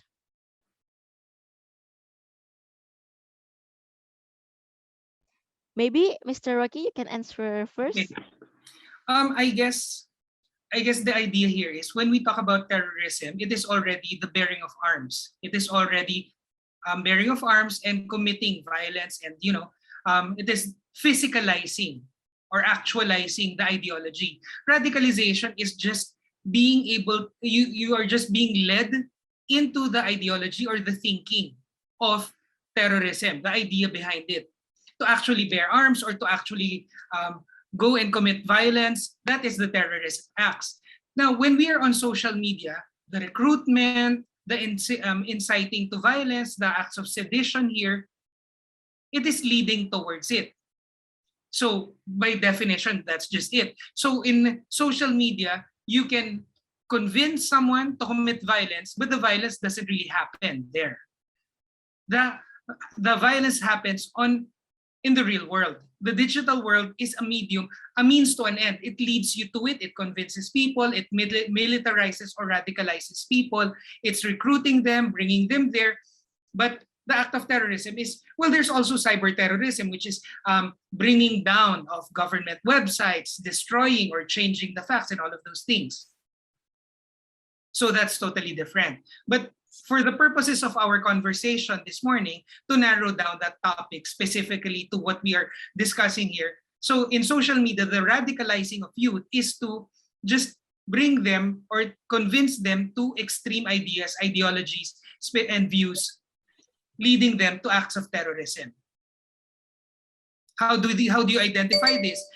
It is very tricky because most of these things are masked through propaganda. Some of them seem ideal, even some of them even seem idealistic, like this no to red tagging in the Philippines. Most universities in one of the slides are actual letters of support by the most prominent universities for that idea. But what is interesting to note here is that based on the NTF-LCAC, the idea behind the term red tagging does not even come from the government. It is actually an idea or a terminology released by the CPP NPA themselves to create this confusion in public. They think that the government is using that to identify innocent people and to commit acts of violence against its citizens, when in fact, it is the terrorists themselves who release this idea to blame on the government. So it is a twisting. It is actually propaganda, a very effective one, because even notable institutions in the Philippines support this hashtag, support this idea. Very dangerous indeed. Thank you. Thank you, Mr. Rocky. Maybe I can conclude it in Bahasa because the audience that asked to you, I think he's not to understand or not really fluent in English. So I would like to translate in Bahasa. Jadi perbedaan antara radikalisasi dan terorisme itu, kalau radikalisasi itu adalah udah mindsetnya, udah pola pikirnya, dan dia udah dia udah teridentifikasi sebagai orang yang radikal ketika ia sudah memiliki pemikiran seperti itu, dan ketika ia mungkin sudah bergabung di dalam organisasi yang radikal atau yang semacam terorisme. Tapi kalau terorisme itu dia sudah mengarah ke action, sudah melakukan tindakan-tindakan yang berdampak harm bagi manusia. Misalnya kayak kemarin pengeboman di gereja dengan dalih bahwa orang yang melakukan jihad akan masuk ke surga. Nah, itu kayak let's say sebagai shortcut atau jalan pintas dari pelaku terorisme itu itu sebagai apa ya, kayak mereka pikir mereka kan masuk surga gitu kalau mereka melakukan jihad. Padahal itu adalah perbuatan yang salah gitu. Jihad yang mereka lakukan itu bukan jihad yang dimaksud untuk menuju ke surga seperti mati syahid dan kayak gitu. Jadi ya bedanya itu, kalau radikalisme itu adalah pemikirannya, adalah mindsetnya, adalah alirannya. Tapi kalau terorisme itu sudah masuk ke dalam sebuah tindakannya. Dia udah melakukan suatu tindakan yang itu harm untuk dirinya dan untuk orang lain. Oke, mungkin itu ya yang bisa aku konklusi dari jawabannya Mr. Rocky tentang perbedaan dari radikalisme dan juga terorisme. And okay, so we would like to listen to our next speaker, Mr. Rijal. I think What Mr. from your Rocky has perspective? already summarized it very well, and moderator has also translated it accurately. So I think what I need to highlight is that radical can be positive or negative. All right, radical in terms of radical changes, radical ideas. Sometimes it's have a positive effect or negative effect. So what we can say about radical is that radical is an idea that is outside of norms, of a societal norms, right? So it can be accepted or it cannot be accepted. So, and the level of tolerance also differ. So for some countries, if that person is a radical, doesn't mean he's a violent person, right? But his ideas are radical. For example, we have in the Western part of the world, they say that we want to establish Sharia, for example. Probably through peaceful means or whatever means, as long as it's not violent, right? So they have high level of tolerance for that. But when it comes to terrorism, it's an action, right? Like what you have summarized very accurately. Is aksinya ya, terorisme itu aksinya ya. Kalau for example, if let's say we have a very interesting ideologue in Indonesia, we have Abu Bakar Bashir, for example. So he has radical ideas, but to him, his ideas are not radical. But because this is what Islam teaches me, and this is what I'm supposed to teach to other people. But that is opposed to what mainstream Muslims are saying. So that's why his ideas are radical and probably accepted among some Muslims, right? So like what you have already said about aksinya itu aksi jihad. Jadi kalau bagi yang mainstream Muslim itu adalah mungkin tafsirannya berbeda dengan kita. So we don't say that aksi bunuh diri itu bukan jihad, sebenarnya itu aksi bunuh diri kan. Tidak dalam agama kita tidak diterima. Tapi bagi kumpulan ini, itu diterima, itu tidak radikal, itu adalah satu perkara yang dianjurkan oleh agama. So that is very complex, like I said tadi pada awal. Radikalisasi itu adalah satu proses yang rumit dan kompleks, dan setiap tempat ataupun negeri mempunyai masalah mereka yang unik bagi tempatnya. So it's unique to its geography, and probably radicalization in the West differ from us in the East, and narrative also spread in different ways, and how someone understand that idea is also very important. So that's why when we do rehabilitation work or de-radicalization work, kita harus fahami pola pemikirannya, bagaimana diajarnya idea tersebut, bagaimana dia fahami idea tersebut. Jadi kita harus tangani sebegitu. Okay, thank you, Mr. Rijal, for the point of view. Okay, maybe I would like to translate in Indonesia from the first statement of Mr. Rijal. Jadi mungkin memang radikalisme itu nggak selamanya buruk, nggak selamanya radikalisme itu negatif. Ada radikalisme yang masih dalam taraf positif, ada yang memang udah negatif. Dan kita juga nggak bisa menilai secara subjektif karena tingkat toleransi setiap orang terhadap apa yang dimaksud radikalisme itu, apakah dia buruk atau baik, itu tergantung dari bagaimana orang tersebut memahami dari perspektifnya. Ada yang mungkin menganggap bahwa radikalisasi terutama dalam hal agama itu adalah hal yang baik karena kita mendalami agama. Nah, tapi itu ada sisi positifnya. Sisi negatifnya mungkin ketika ada mereka yang memahami bahwa radikalisme itu kita harus mengorbankan, misalnya mengorbankan diri, misalnya untuk menyelamatkan Islam di era saat ini. Seperti yang tadi, mungkin secara radikal bahwa ia orang yang taat kepada agama itu positif, tapi ketika ia sudah mengarah kepada aku harus memusnahkan masyarakat yang kafir seperti kayak bom di gereja kemarin. Nah, itu kan mindset mereka memusnahkan orang-orang kafir, jadi mereka jihad, mereka mati syahid, makanya mereka ngebom gereja. Nah, itu sudah masuk ke taraf radikalisme yang negatif ketika mereka berpikir harus memusnahkan yang lain selain dari agama mereka. Itu sudah termasuk kepada radikalisasi dalam hal agama, tapi udah ke arah negatif. Jadi mungkin gitu ya, Mr. Rijal. Yes. About your first lines dari jawaban tadi point of view-nya Mr. Rijal mungkin seperti itu. So we have the last question of this Q&A session from Amy. Okay, social media has been weaponized by all kind of extremists, and many people consume and swallow it wholesale. What can be done to create digital literacy? The dangers of social media are quite well highlighted, but countering them seem a difficult task. Could Mr. Rijal and Mr. Gonzales answer the question? Thank you.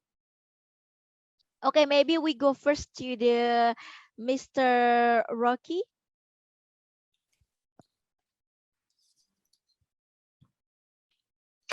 Hello, can you hear me? Yes, I can hear you, Mr.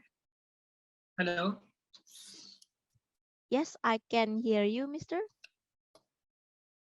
Hello? Can you hear me? Hello?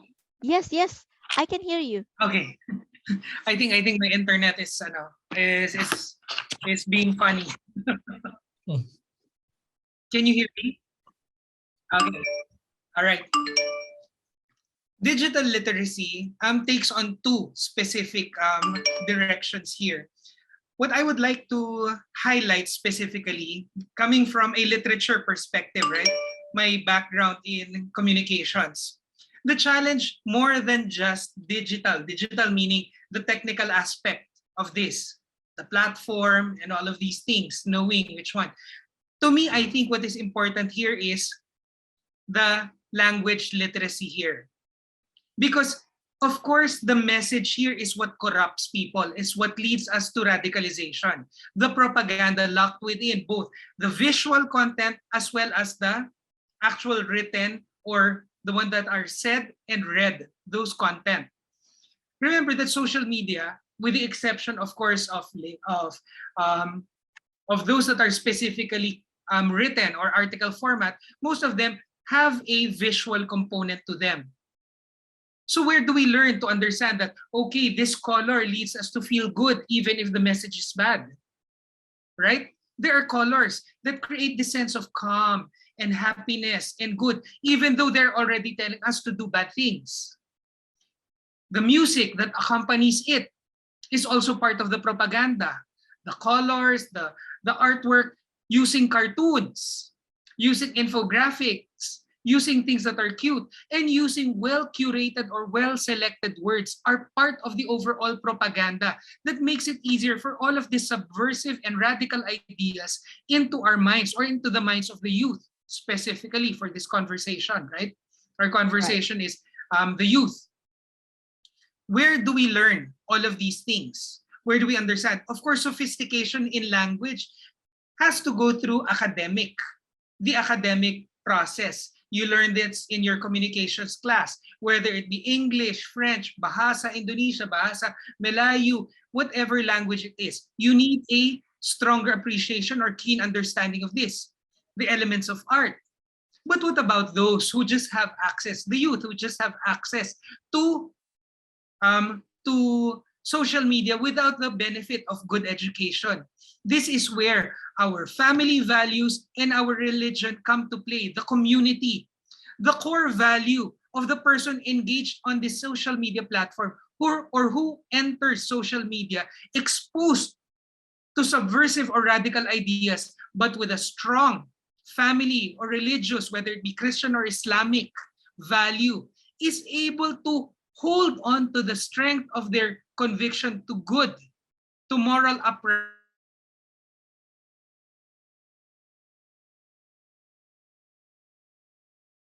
Sorry, Mr. Rocky. You are now freezing. Okay, I think his network is so in low bandwidth. Okay, so I think while waiting for the Mr. Rocky to respond us, I think we move to Mr. Rijal. Okay, Mr. Rijal, how about your perspective? Saya rasa yang penggunaan social media ataupun laman-laman situs website ini seperti pisau. Pisau itu bisa digunakan untuk membunuh atau bisa digunakan untuk memotong makanan untuk dimasak. Jadi it's a double-edged sword. Jadi you can use for something that is good, you can use something that is bad. So unfortunately, these extremist individuals, these radical individuals have been taking advantage of this platform to advance their ideas. Okay, countering them is a difficult task. It's undeniable. Many countries have struggled, but it doesn't mean that you cannot do anything, right? Constant engagement is very important at multiple levels. Targeted audience is very important, so you should know who you are speaking to. I think Mr. Rocky just now mentioned about certain community that is probably attracted to certain ideology, radical ideology. So it's very good to have this categorization. So probably you have vulnerable youth, and who are they? So you need to engage with them. You have probably those a certain community who's inclined towards certain ideology. I think you need to address them. But people at large, generally, you must have some strategy to also, address their concerns, grievances. So it's very important. So you must have a multifaceted strategy to address different types of audience, especially online. So if online you see a lot of different people, but your messaging must cater to a certain set of audience to ensure that there's a certain impact on your messaging. Okay, thank you, Mr. Rijal, from your point of view. Maybe we can continue to Mr. Rocky. Mr. Rocky, have you done with your speech or not? Mr. Rocky, you're still mute. Hi, sorry. I think it's our internet connection. It's okay. It's okay. No, because I sincerely believe, coming from a literature background, right? It is the values of the students or the people who engage on social media that will eventually lead them out of, or will allow them to stand strong against propaganda. Propaganda is just, a means of penetrating our core value as a person. We are bombarded with propaganda all the time, from marketing, from food, from fashion, from music, and all of this. We're constantly bombarded by propaganda. It is meaningful to actually be able to navigate through this. But it is, of course, very important as a matter of security and a matter of life to be able to identify this in response to radicalization. So if our education does not afford us the ability to learn this color, these words, these fonts, even fonts without a curl, fonts with a curl, and such, right? All of these things, if we're not able to identify them because of our education, then at least our core values will hold us firm against these kinds of dark propaganda that will radicalize us and our youth. So it is important, of course, conversation with family, conversation with community or community support, family support is critical in being able to not being corrupted by radicalization. Thank you. Okay, thank you to both of our speakers for answering the question. Okay, maybe I would like to conclude about the last answers of our both speakers. in bahasa maybe ya, because not all of this audience are fluent in English. So okay, mungkin cara kita meningkatkan meningkatkan digital literasi gitu kan, atau create digital literasi itu pertama kita dengan meningkatkan edukasi dulu, karena kita gak bisa mengerti konten apa yang terkandung dalam suatu infografis atau dalam suatu informasi, dalam suatu hal yang berbau visual pun kita gak akan mudah memahami kalau misalnya kita nggak dilandasi dengan edukasi yang baik. So maybe jadi mungkin kita bisa meningkatkan edukasi terutama bagi anak-anak, remaja gitu yang gampang terkena dampak itu secara mentah. Jadi ya mungkin selain edukasi kita juga harus sama-sama aware gitu, aware dengan bagaimana sebenarnya kita harus mengingatkan to each other gitu ketika kita when we understand, ketika mengerti dengan suatu misalnya itu adalah propaganda, maka so we have to tell to anyone yang mungkin gak terlalu mengerti dengan apakah itu bentuk propaganda atau bukan. Oke, mungkin that's for the conclusion for the last answer. And okay, here we are in the final session of our question and answer session. Thank you to Mr. Rijal Hassan and Mr. Rocky Gonzales for the time that you both given to us this morning. Thank you so much. There was such distinguished materials and also such a meaningful discussion that we can learn so much from the point of view of Mr. Rijal and Mr. Rocky as the I think we can see pengamat ya, jadi pengamat dari radikalisasi ini ya, both of you are so amazing in this topic today, and I hope all of us can take the positive about the radicalization. Jangan sampai kita berada kepada tahap radikalisasi yang negatif, even going to a terrorist or be it terrorism activity.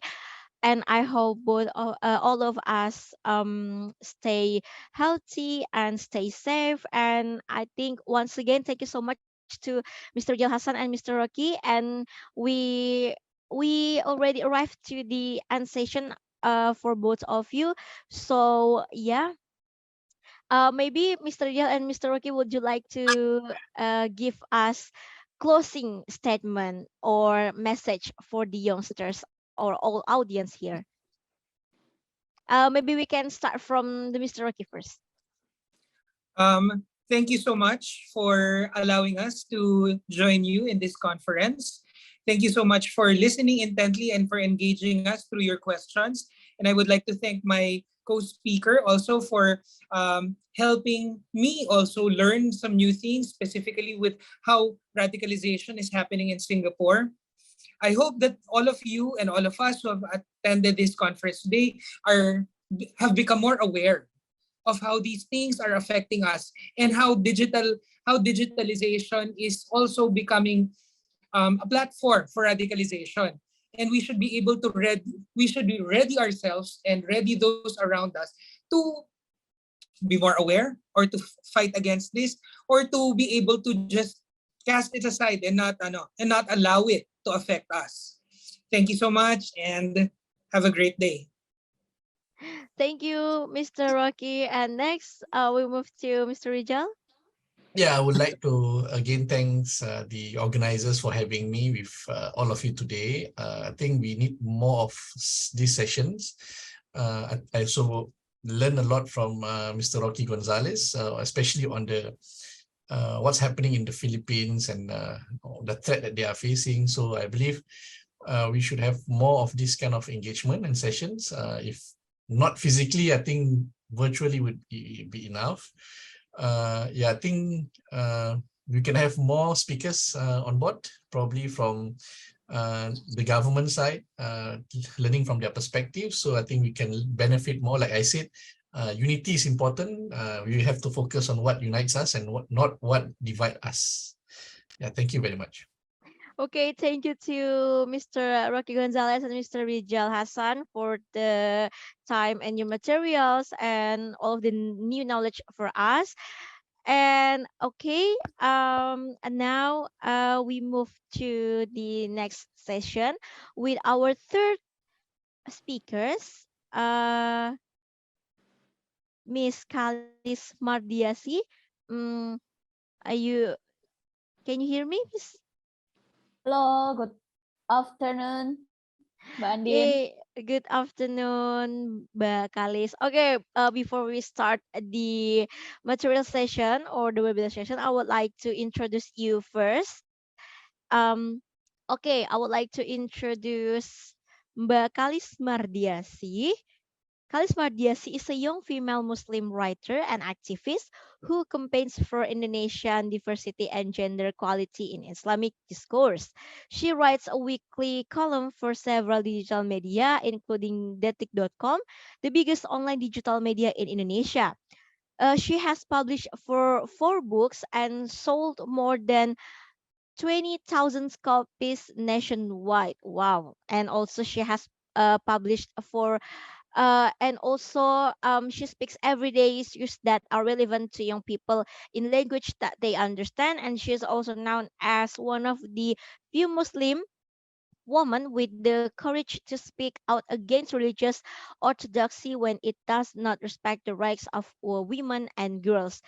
She's a proud Muslim feminist. Okay, oh my god, I see about Mbak Kalis. Okay, Mbak Kalis, should we use Indonesia or English? I'll try in English first. Okay. Yeah, Okay, okay. Mbak Kalis, maybe you can start the presentation and time is yours. Oh, sorry.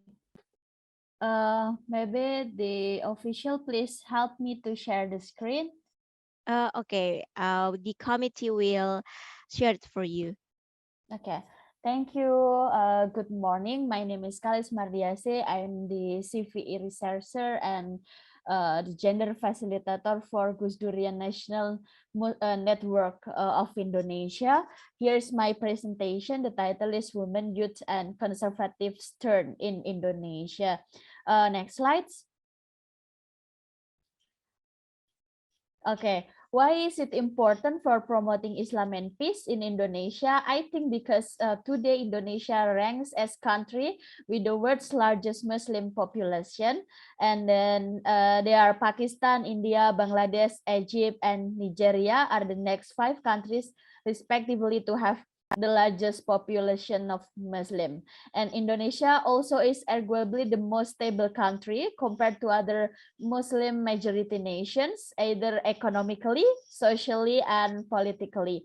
Despite interreligious as well as intra-religious conflicts that spark, most of them can be solved in peaceful ways to prevent prolonged conflicts. Yes, because I think because we have two biggest Muslim organization, that is Nahdlatul Ulama and Muhammadiyah, that both of them promoting Islam and peace in Indonesia, for Indonesia and also for the global level. Next slides. Okay, then I would like to talk about Surabaya bombings, yeah, at 3 churches that happening in 2018. Yeah, here is the Surabaya church attacks that the perpetrators is one family that attacking 4 churches in Surabaya. And then next slides. Okay, in Indonesia also happening is forced hijab in schools. Yeah, maybe if you know that today Iran is very busy to uh, yeah, to fight for the women's rights because of forced hijab that is forced by state laws. But here in Indonesia there is no laws of the forced hijab, but actually forced hijab is happening in many schools in Indonesia by unwritten law. Next slide.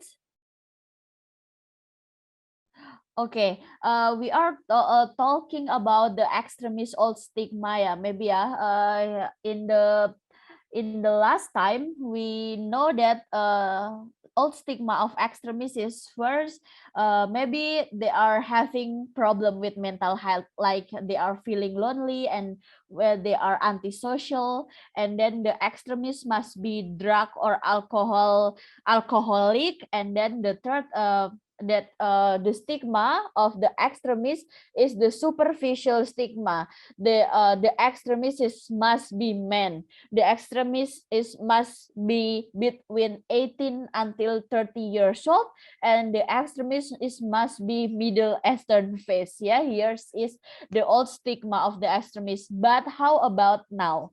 Next slides. Okay, we should be break the stigma about the extremists. If we're talking about extremists now for the education background, for example, their studies showed people participation in extremist organization having higher education. So people that actually participate in extremist organization actually is having higher organization. For the social status background, for example, those who enter the organization are not from lower class people or the poor only, but eventually economic assets is even needed to go to the promised pseudo-Islamic country independently. So the richer you are, actually you are the target of the extremist organization, because if you are having many assets, so you can go to Syria independently, for example. And then for the rest, many people that we think as a Barat or as a Western actually also joining Islamic extremist organization. So not only people that are coming from Middle Eastern or for Muslim majority country that are joining to extremist organization, but people from UK are also join. People from French are also joining Islamic extremist organization.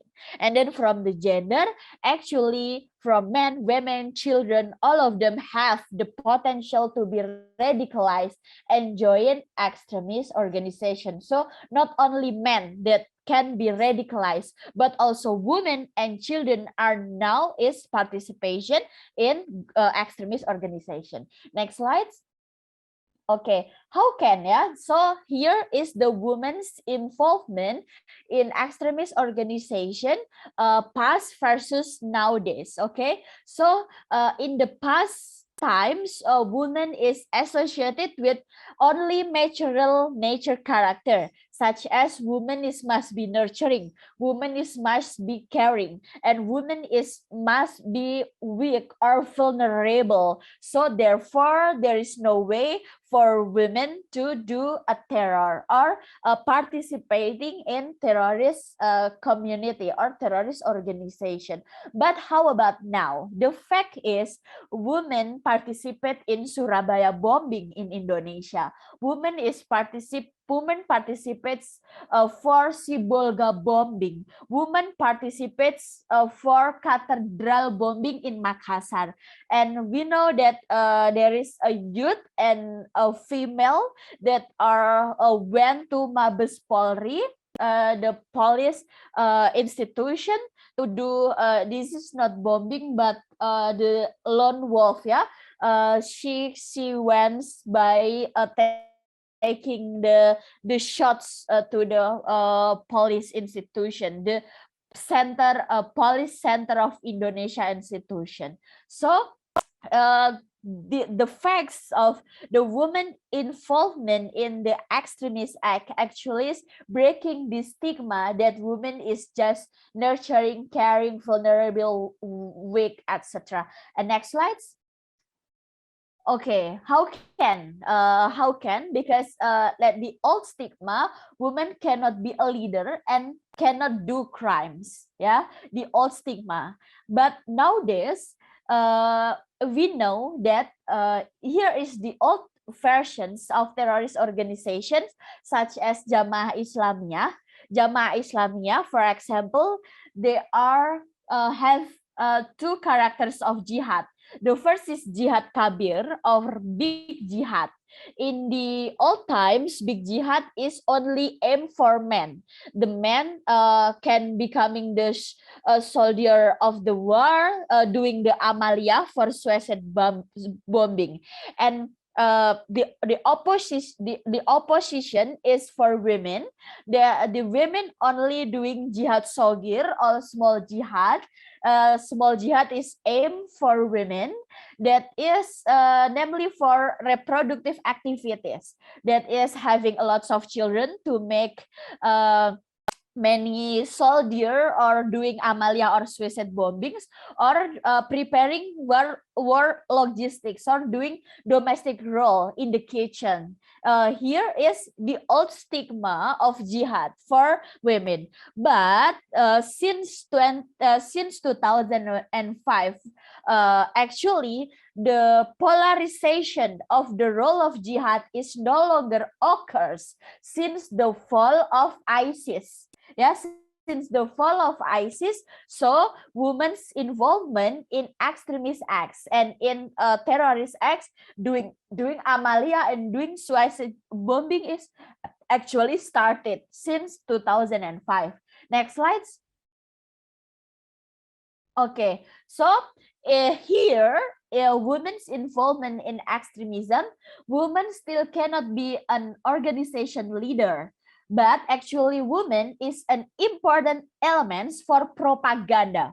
Women's role in terrorist organization based on religion actually is from the recruitment process. So because women have a big potential to recruit the new member, and then woman is woman's role as a fundraiser, fundraiser in this extremist organization, and also can become a battalion commander and also a suicide bomber. So since 2022, the number of women that join to the operation of terrorist organization increased up to 50%.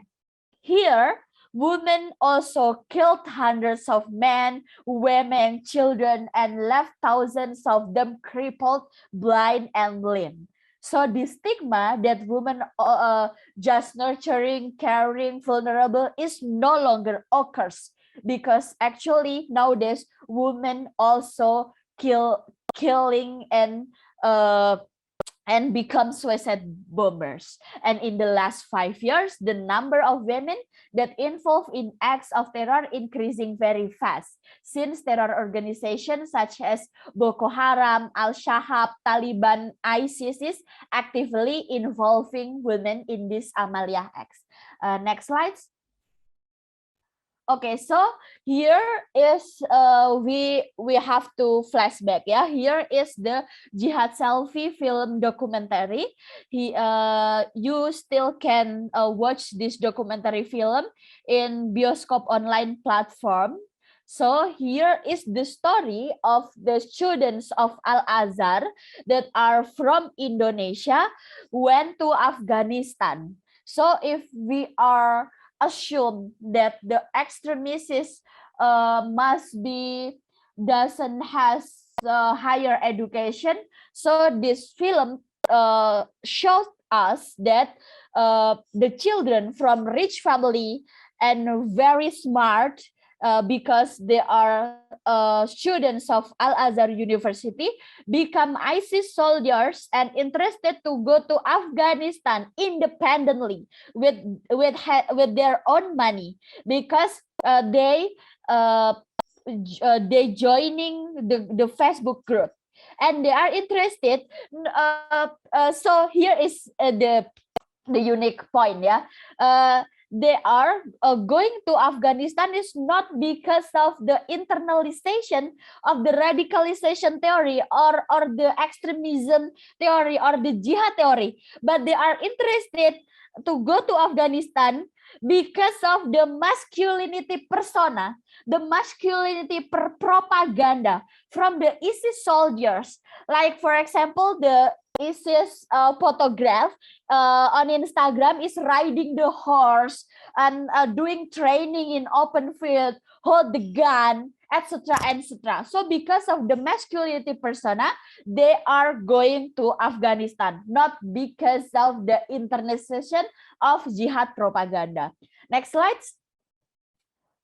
Okay, here is also the Bright movie documentary. Actually, you still can watch this film on YouTube channel.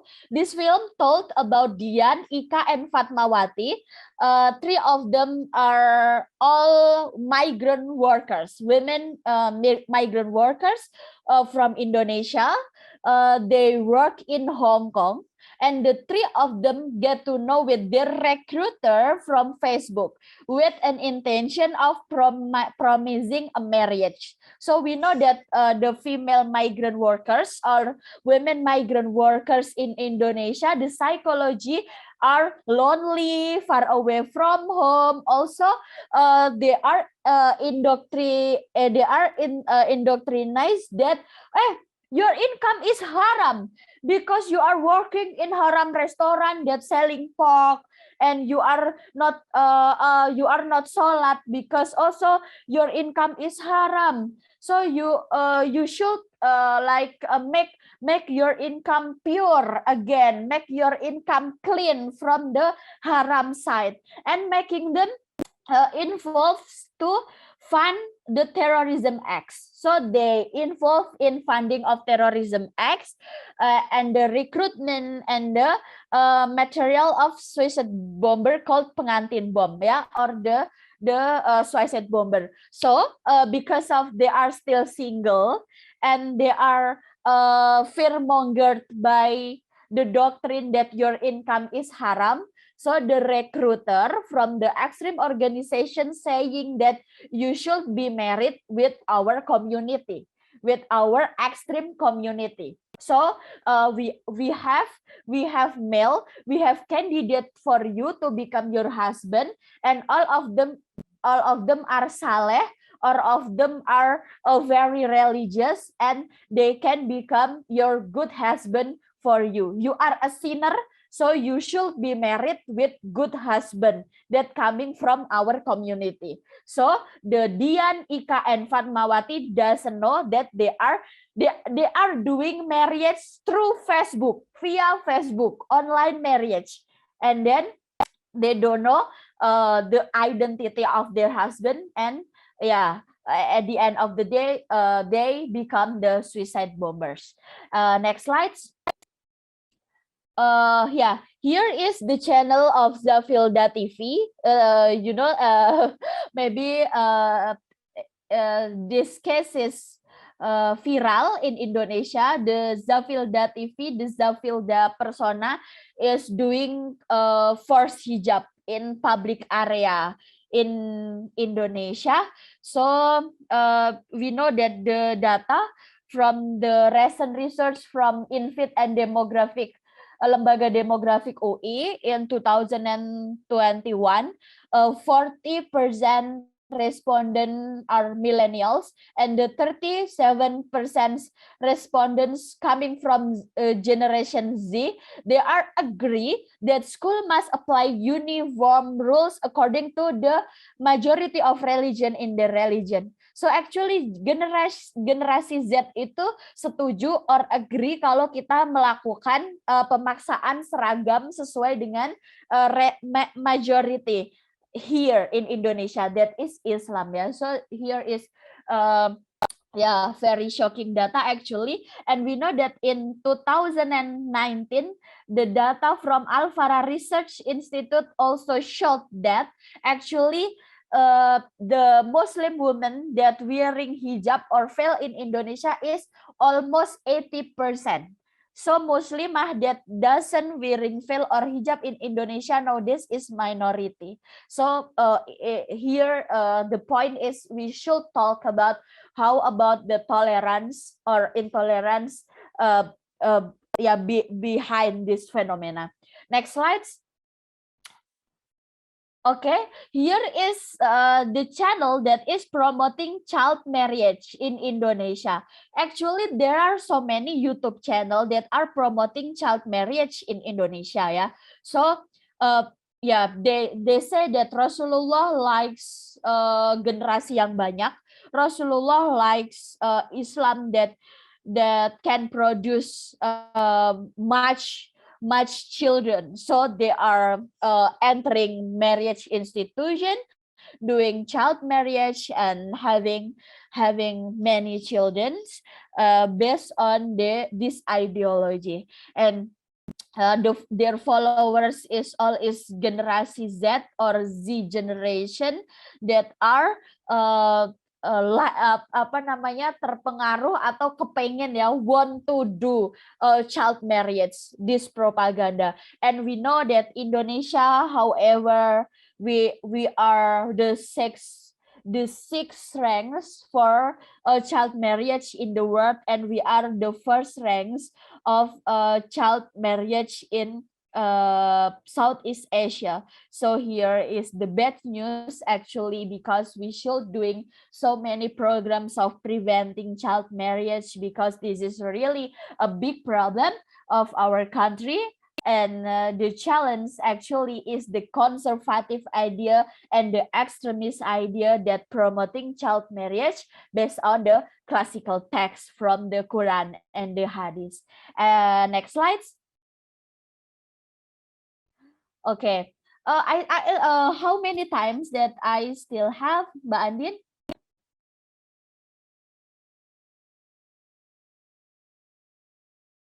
Uh, 5 minutes left, Miss. Okay, I will go faster. So here is how to do intolerance promotion in social media by conservative groups in Indonesia. We know that in Instagram they no longer use Islamic name, but use a general name or bahasa Indonesia. So this is the Instagram account of Akal Baik ya. Akal Baik in English is critical thinking ya. And the illustration is no longer a bird or using covering head or seperti Muslim community pada umumnya ya. Mereka kayak orang umum aja. And the account is like account critical thinking, but actually this account promoting the ideology of Khilafah. Next slide. Yeah, next slide. Yeah, next slides. Yeah, they produce so many content every day. And then the war message ya. Here is the Muslimah news channel ya. They have Telegram, they have website, they have Instagram, they have TikToks, and they have a very huge followers. Actually from the Muslimah followers, from the women followers in Indonesia.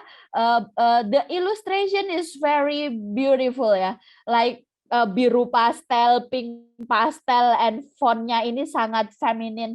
Tetapi kontennya, but the content actually is war message. So the storytelling of the wives of the prophets and the sahabat of the prophets is just the war message, the war story. Next slides. I think this is enough. Yeah, here is many example. Next slides in Muslimah News, and then still Muslimah News. Yeah, they are promoting Khilafah. So the illustration is very interesting for youth community and anak-anak SMA gitu ya, anak-anak Rohis Muslimah SMA. But actually this account is promoting Khilafah. Next slides. They are anti-asing, anti-foreigner, yeah, except those who considered as Islam. Next slide. Yeah, here is the youth division ya of their account ya. So here is mendampingi remaja muslimah menjadi besti solihah. So the language reproduction actually is very impressive for the youth community, and the illustration actually is very impressive for our youth community. Next slide. Okay, here is Indonesia Bertauhid account on Instagram. They have 1.5 million followers, yeah, in Instagram. Indonesia Bertauhid.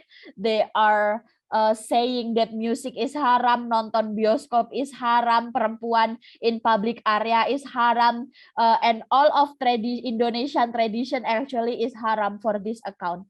Next slides. Okay, I think it is enough. Thank you for the chance. Wassalamualaikum warahmatullahi wabarakatuh. Waalaikumsalam warahmatullahi wabarakatuh. Thank you so much to Ms. Kalis for delivering the materials for this webinar today. Okay, for you guys, all the audience who has answer to Ms. Kalis, you can raise your hand or you can send it to the chat box on the Zoom meeting. Okay, but before we waiting for the answers, I would like to inform to all the audience that actually we have one more speaker after Miss Kalis. I think you know all from the pamphlet or from the our webinar poster is Gus Islah, but he cannot attend this webinar today because of something that really important to him. So yeah, he cannot joining us today, but I hope you all guys can understand about the situation that Gus Islah cannot attend this webinar today. Okay, now we have a question to Miss Kalis in the chat box from Hikmah Sita. What narration spread the most to make a woman willing to do suicide, bombing, and even worse, sacrifice their children in a terrorism act? Thank you, Mbak Hikmah, for the good questions. Yeah, what narration spread the most to make women willing to do suicide bombing and even worse, sacrifice their children in a terrorism act? Yeah. I said that in the old times, the narration of jihad is polarized into two forms of jihad. One is jihad kabir, here that is for amaliyah and just for men, and the second is jihad sogir, that is reproductive acts like preparing war logistics and reproductive ini ya to have many children, and jihad sogir is for women. But actually maybe here is there is no exact research for this ya. Ada penelitian yang menarik soal ini adalah penelitian 5R ya. 5R, ada redemption, pertaubatan gitu ya. Mungkin mereka di masa lalu punya dosa yang besar, terus kemudian untuk menebusnya mereka jadi harus pertaubatan. Terus kemudian ada macam-macam ya, aku lupa 5R ini apa. Jadi ada 5R macam-macam. Ada yang mereka mau membantu suaminya dan sebagainya. Nah, tetapi Mbak, yang menarik itu gini, menjadi janda teroris itu sulit gitu. Jadi after your husband die after the suicide, then what next gitu loh. Jadi kan you are be a widow, a janda, and left many children, dan kamu nggak punya pekerjaan gitu ya. Jadi faktanya kan itu. Akhirnya ada kecemburuan bahwa ya ngapain daripada susah-susah jadi janda, miskin, nggak bisa kerja. Dan stigma istri janda teroris itu berat sekali di masyarakat gitu ya. Oh, kamu istrinya teroris ya, oh ibumu yang teroris itu ya, dan sebagainya gitu ya. Jadi stigma sebagai janda teroris dan anak-anak teroris itu berat sekali gitu. Sehingga ya akhirnya kemudian mereka mempercayai bahwa apakah kalau kenapa kita harus dibagi-bagi nih? Kenapa harus jihadnya ini polarized, jihad kabir and jihad sogir gitu? Actually, if we participate doing amaliyah, emangnya nggak boleh perempuan doing amaliyah juga? Atau gini juga nih, ini ada anekdot juga sebetulnya ya. Jadi kan ada anekdot kalau teroris yang laki-laki itu doing amaliyah nanti dibalas dengan 72 bidadari surga yang masih perawan gitu kan. Lah ini suamiku habis ngebom di akhirat dikasih 72 bidadari surga yang masih perawan, aku ditinggal jadi janda miskin bersama anak-anakku, nggak dikasih warisan, aku makan apa gitu kan. Jadi ya kemudian mereka ini building collective imagination.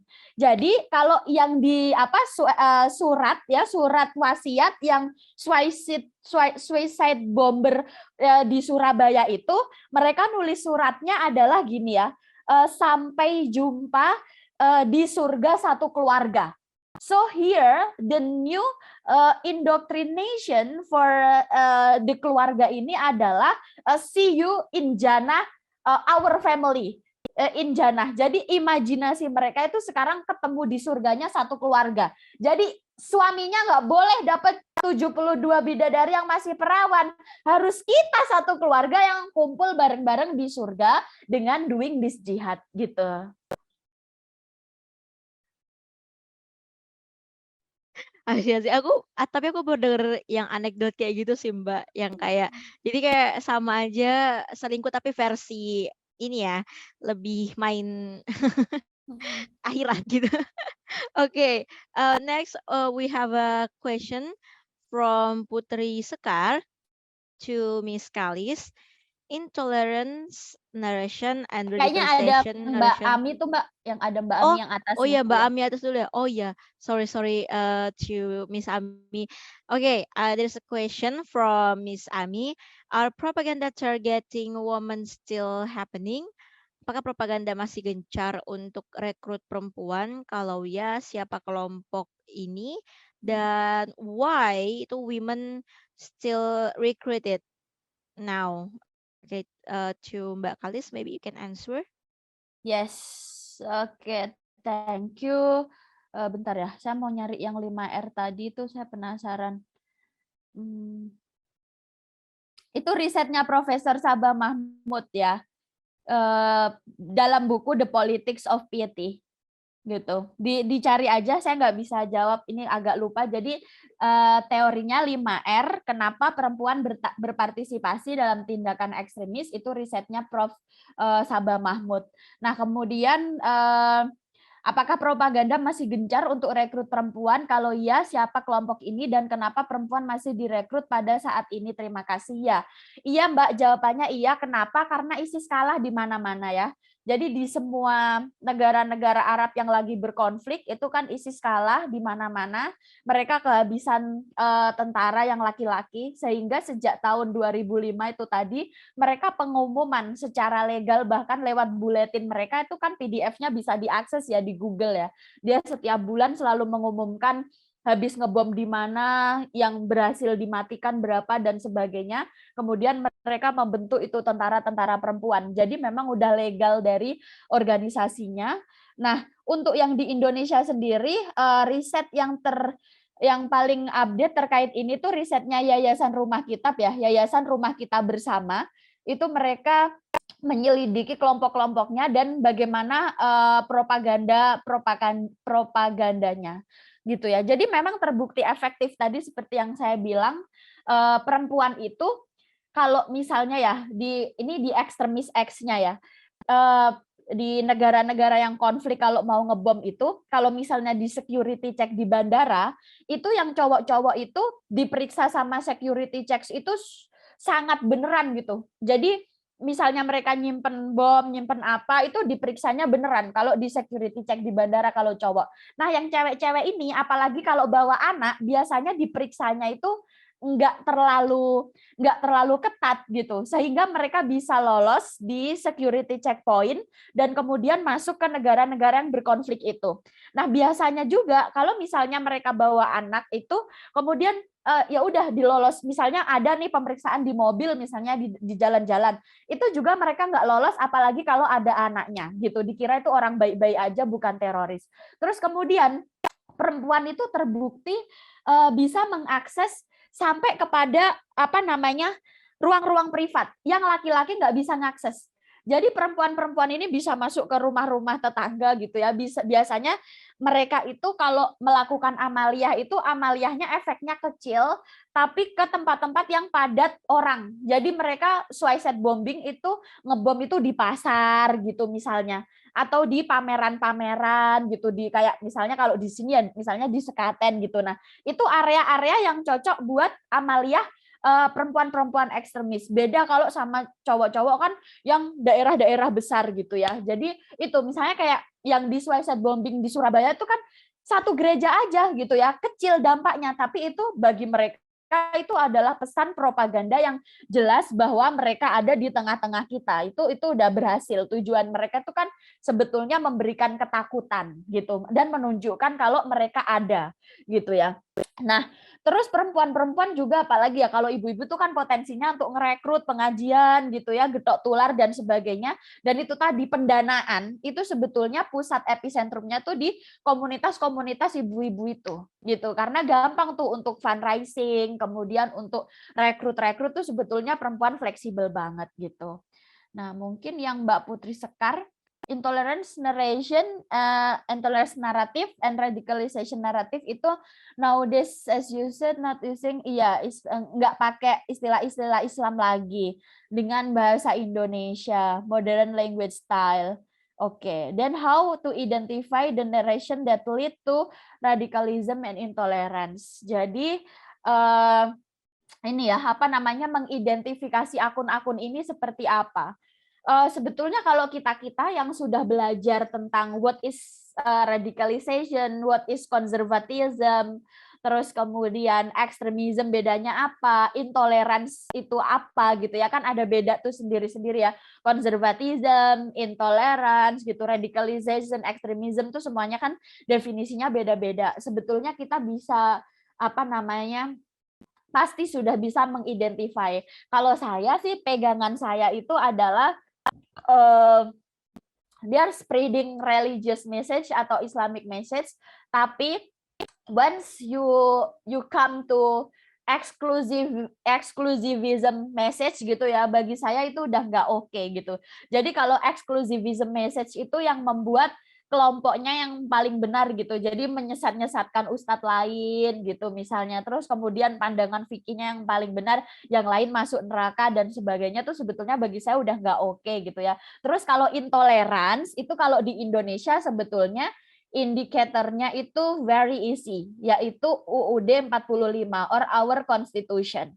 So our constitution sebetulnya menjamin hak tiap-tiap orang, hak tiap-tiap orang untuk mendapatkan pendidikan, untuk beragama, memeluk keyakinan, untuk berpartisipasi, berekspresi, berpendapat di ruang publik, di ruang privat, mendapatkan hak ekonomi, semua boleh dapat pekerjaan, mengekspresikan kebudayaan dan sebagainya. Jadi kalau konten-konten kok sudah melanggar hak-hak warga negara, our people sebagai bangsa, bagi saya itu udah intolerance gitu. Jadi ada misalnya akun dakwah Islami on Instagram account yang nyuruh buat apa namanya orang yang beda agama nggak boleh sekolah di situ gitu ya, orang beda agama nggak boleh berekspresi keagamaan, nendang-nendang sesajen itu berarti udah nggak boleh karena itu tidak sesuai dengan our constitution on UUD 1945. Jadi bagi saya batasnya adalah our constitution, dan our constitution, our Pancasila itu jelas menjamin hak tiap-tiap orang untuk mendapatkan semua rights ya, education rights, political rights, economic rights, social rights, and expression rights dan sebagainya. Jadi gampang banget sebetulnya. Terus kemudian pertanyaan berikutnya, people who join the terrorism is not only from Middle Eastern or Muslim majority country, right? But also from Western. What is something that trigger Western people to join terrorism community? Ya, because actually Islam itu sekarang lagi rising banget ya in UK, in French kayak gitu. Dan mungkin karena dampak dari ketika sebuah ideologi itu udah ekstrim, jadi misalnya ada country-country yang ekstrim liberal, dan ekstrim liberal itu terbukti tidak bisa memberi keadilan atau tidak bisa memberi kesejahteraan untuk semua orang. Sebetulnya sama sih gitu ya. Jadi kemudian ada kelompok lain yang menjanjikan keadilan itu, yang menjadikan kesejahteraan itu, yang menjanjikan collective imagination. Jadi kayak Suriah itu kan mereka menjanjikan collective imagination kan. Negeri yang dijanjikan itu negeri yang aman, baldatun, toyibatun, warobun gofur, itu adalah negeri khilafah gitu, as Rasulullah said gitu. Jadi di mana negeri khilafah itu teroris-teroris bilang bahwa oh di sana, di Suriah, di Middle Eastern country dan sebagainya. Jadi orang-orang Indonesia itu percaya sama itu sehingga mereka going to Suriah, going to Afghanistan gitu. Karena Indonesia dianggap negeri kafir yang tidak sesuai dengan mandat Rasulullah gitu. Yang sesuai siapa? Yang sesuai yaitu negeri-negeri yang kafah-kafah itu gitu ya. Yang di sana lagi ada itu dan kamu harus tinggal di sana, harus berjaya di sana. Sama juga orang-orang barat juga di internalize dengan doktrin such like that gitu. Oke, jadi ini ya conclusion dari mungkin ketiga pertanyaan ini kita bisa melihat kalau misalnya doktrin-doktrin atau propaganda dari radikalisme atau terorisme itu sendiri itu ada banyak variasi ya Mbak, dan orang pun juga menerimanya dengan banyak perspektif gitu. Jadi kayak misalnya dalam satu propaganda itu tingkat penerimaan orang atau tingkat perspektif mereka terhadap propaganda itu beda-beda gitu. Kalau misalnya untuk cowok mungkin mereka menerima nilai-nilai radikalisasi atau nilai dari terorisme itu karena masculinity persona itu, dan mungkin kalau perempuan ya mungkin kata dia yang Mbak jelaskan gitu, karena dengan stigma kalau janda teroris itu bagaimana, atau ia yang tidak meninggalkan keluarganya, atau dia nggak mau ditinggal sendiri. Nah itu kan jadinya ada penerimaan yang berbeda gitu dari mungkin setiap orang, golongan ataupun gender. Oke, we have another question mungkin ya, ada yang raise hand dari Milenia Rizky. Would you like to open your camera or open your microphone, Milenia Rizky? Yeah, I think I'll open the microphone. Okay. All right. So before my question, I just want to say I really enjoy your presentation. It was very insightful, and I love your English. It's very structural and fluent. Also,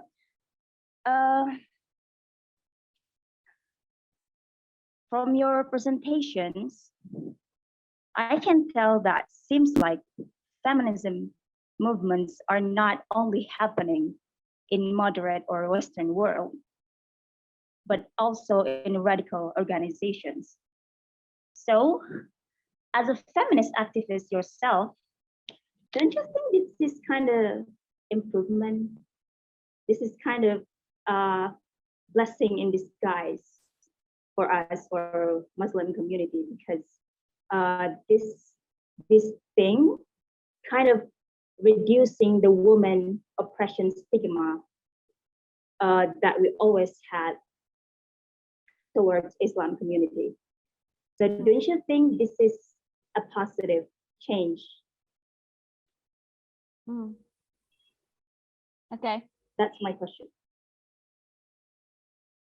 Thank you, Miss Milenia. So I will try to answer your questions. Actually, yes, that's right. There are so many debates about whether the woman's involvement in extremism acts or terrorism acts is feminism or not. But according to me, for myself, I think that is not feminism. The woman's participation in terrorist organization or extremism acts is not considered as feminism according to me, because I believe that actually feminism movement is all movement that empowered women to have a life. So we empowered women to have political rights participation. We empowered women in economic empowerment, in social empowerment, and in actually to give children rights in education and in health in health facilitation, etc. But what are doing by the women's involvement is in terrorism acts actually is suffering, yeah, and giving their life to such extreme ideology. So actually there is the opposite, totally the opposite for our movement in feminism, because we give strength and we give resource, we give power for women and children to have a life, not to suicide or to die. Okay, thank you to Miss Kalis to the answer, and also thank you for Millennia for answering the question. Okay, is that answering your question, Millennia? Totally. Thank you. Okay, totally answering. Okay, Miss Kalis, there's also a question. Oh, udah ya tapi ini yang Fahmi. Okay, I think there is no question more from the audience, and also I think all of the question have been represented, all the questions for the audience. Maybe to Miss Kalis, can you give us a message or closing statement for all of the audience today? Okay, this is my closing statement. Billions people promoting peace is kurang, is always less, but one people become extremist is actually too much. So please extend our peace movement, never tired to promoting Islam and peace in our country. Okay, so thank you to Miss Kalis for the gorgeous presentation material, and also you have such a cheerful talk with you, and yeah, we enjoy to discuss things about the radicalization, women, and also terrorism with you today in this fourth series of webinar. So thank you to Miss Kalis to attend this webinar today, and also I presented all the committees. Would like to say thank you to all the speakers. Thank you to Mr. Rijal, to Mr. Gonzales, and also to Miss Kalis for attending this webinar today. And okay, in the end of this sharing session and also discussion session, I would like to give my conclusion to all the materials that have been presented from the first speaker onto the third speakers. So now talking about the radicalization in social media, I think we all now, not all of us, realizing how crisis about this topic, especially radicalization and terrorism in social media, and also we have to increasing all the awareness of the society, and particularly in a youth, because I think the most yang paling rentan gitu ya, kita bisa bilang yang paling rentan itu terkena dampak dari radikalisasi ini, terutama akan berujung ke terorisme ini adalah para youngsters who has no strength stand enough.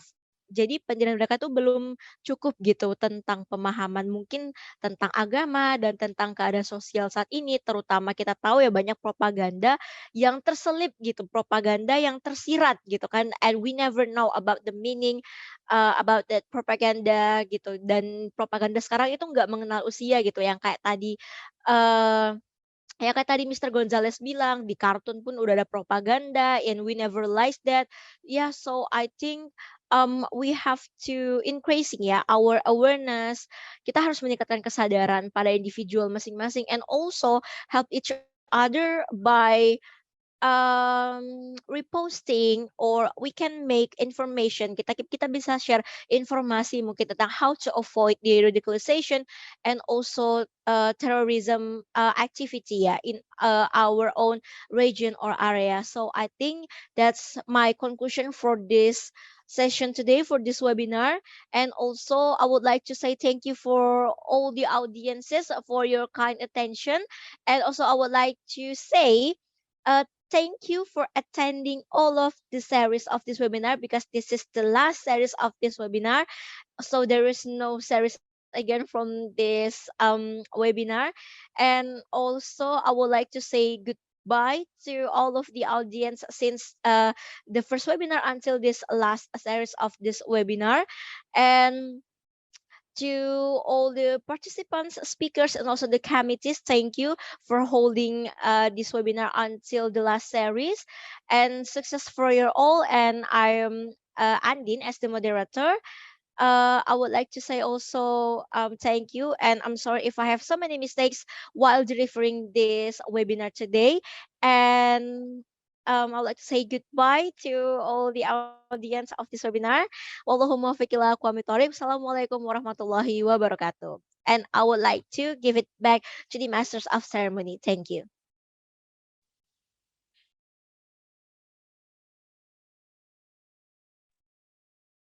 Syukran jazilan lil mutahaditsin al-mad'uin al-muhtaramin alal ardil at-taqdimi al-mumtaz wa syukran li andin li tawjihi hadhil jalsah al-amah.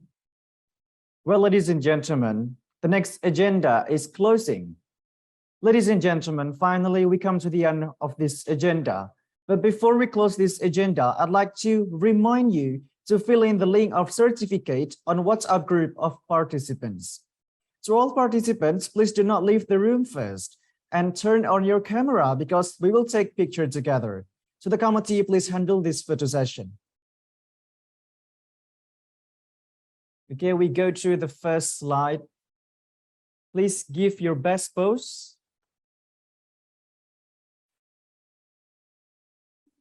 Start from 3, 2, 1. Then go to the next slide. 3, 2, 1.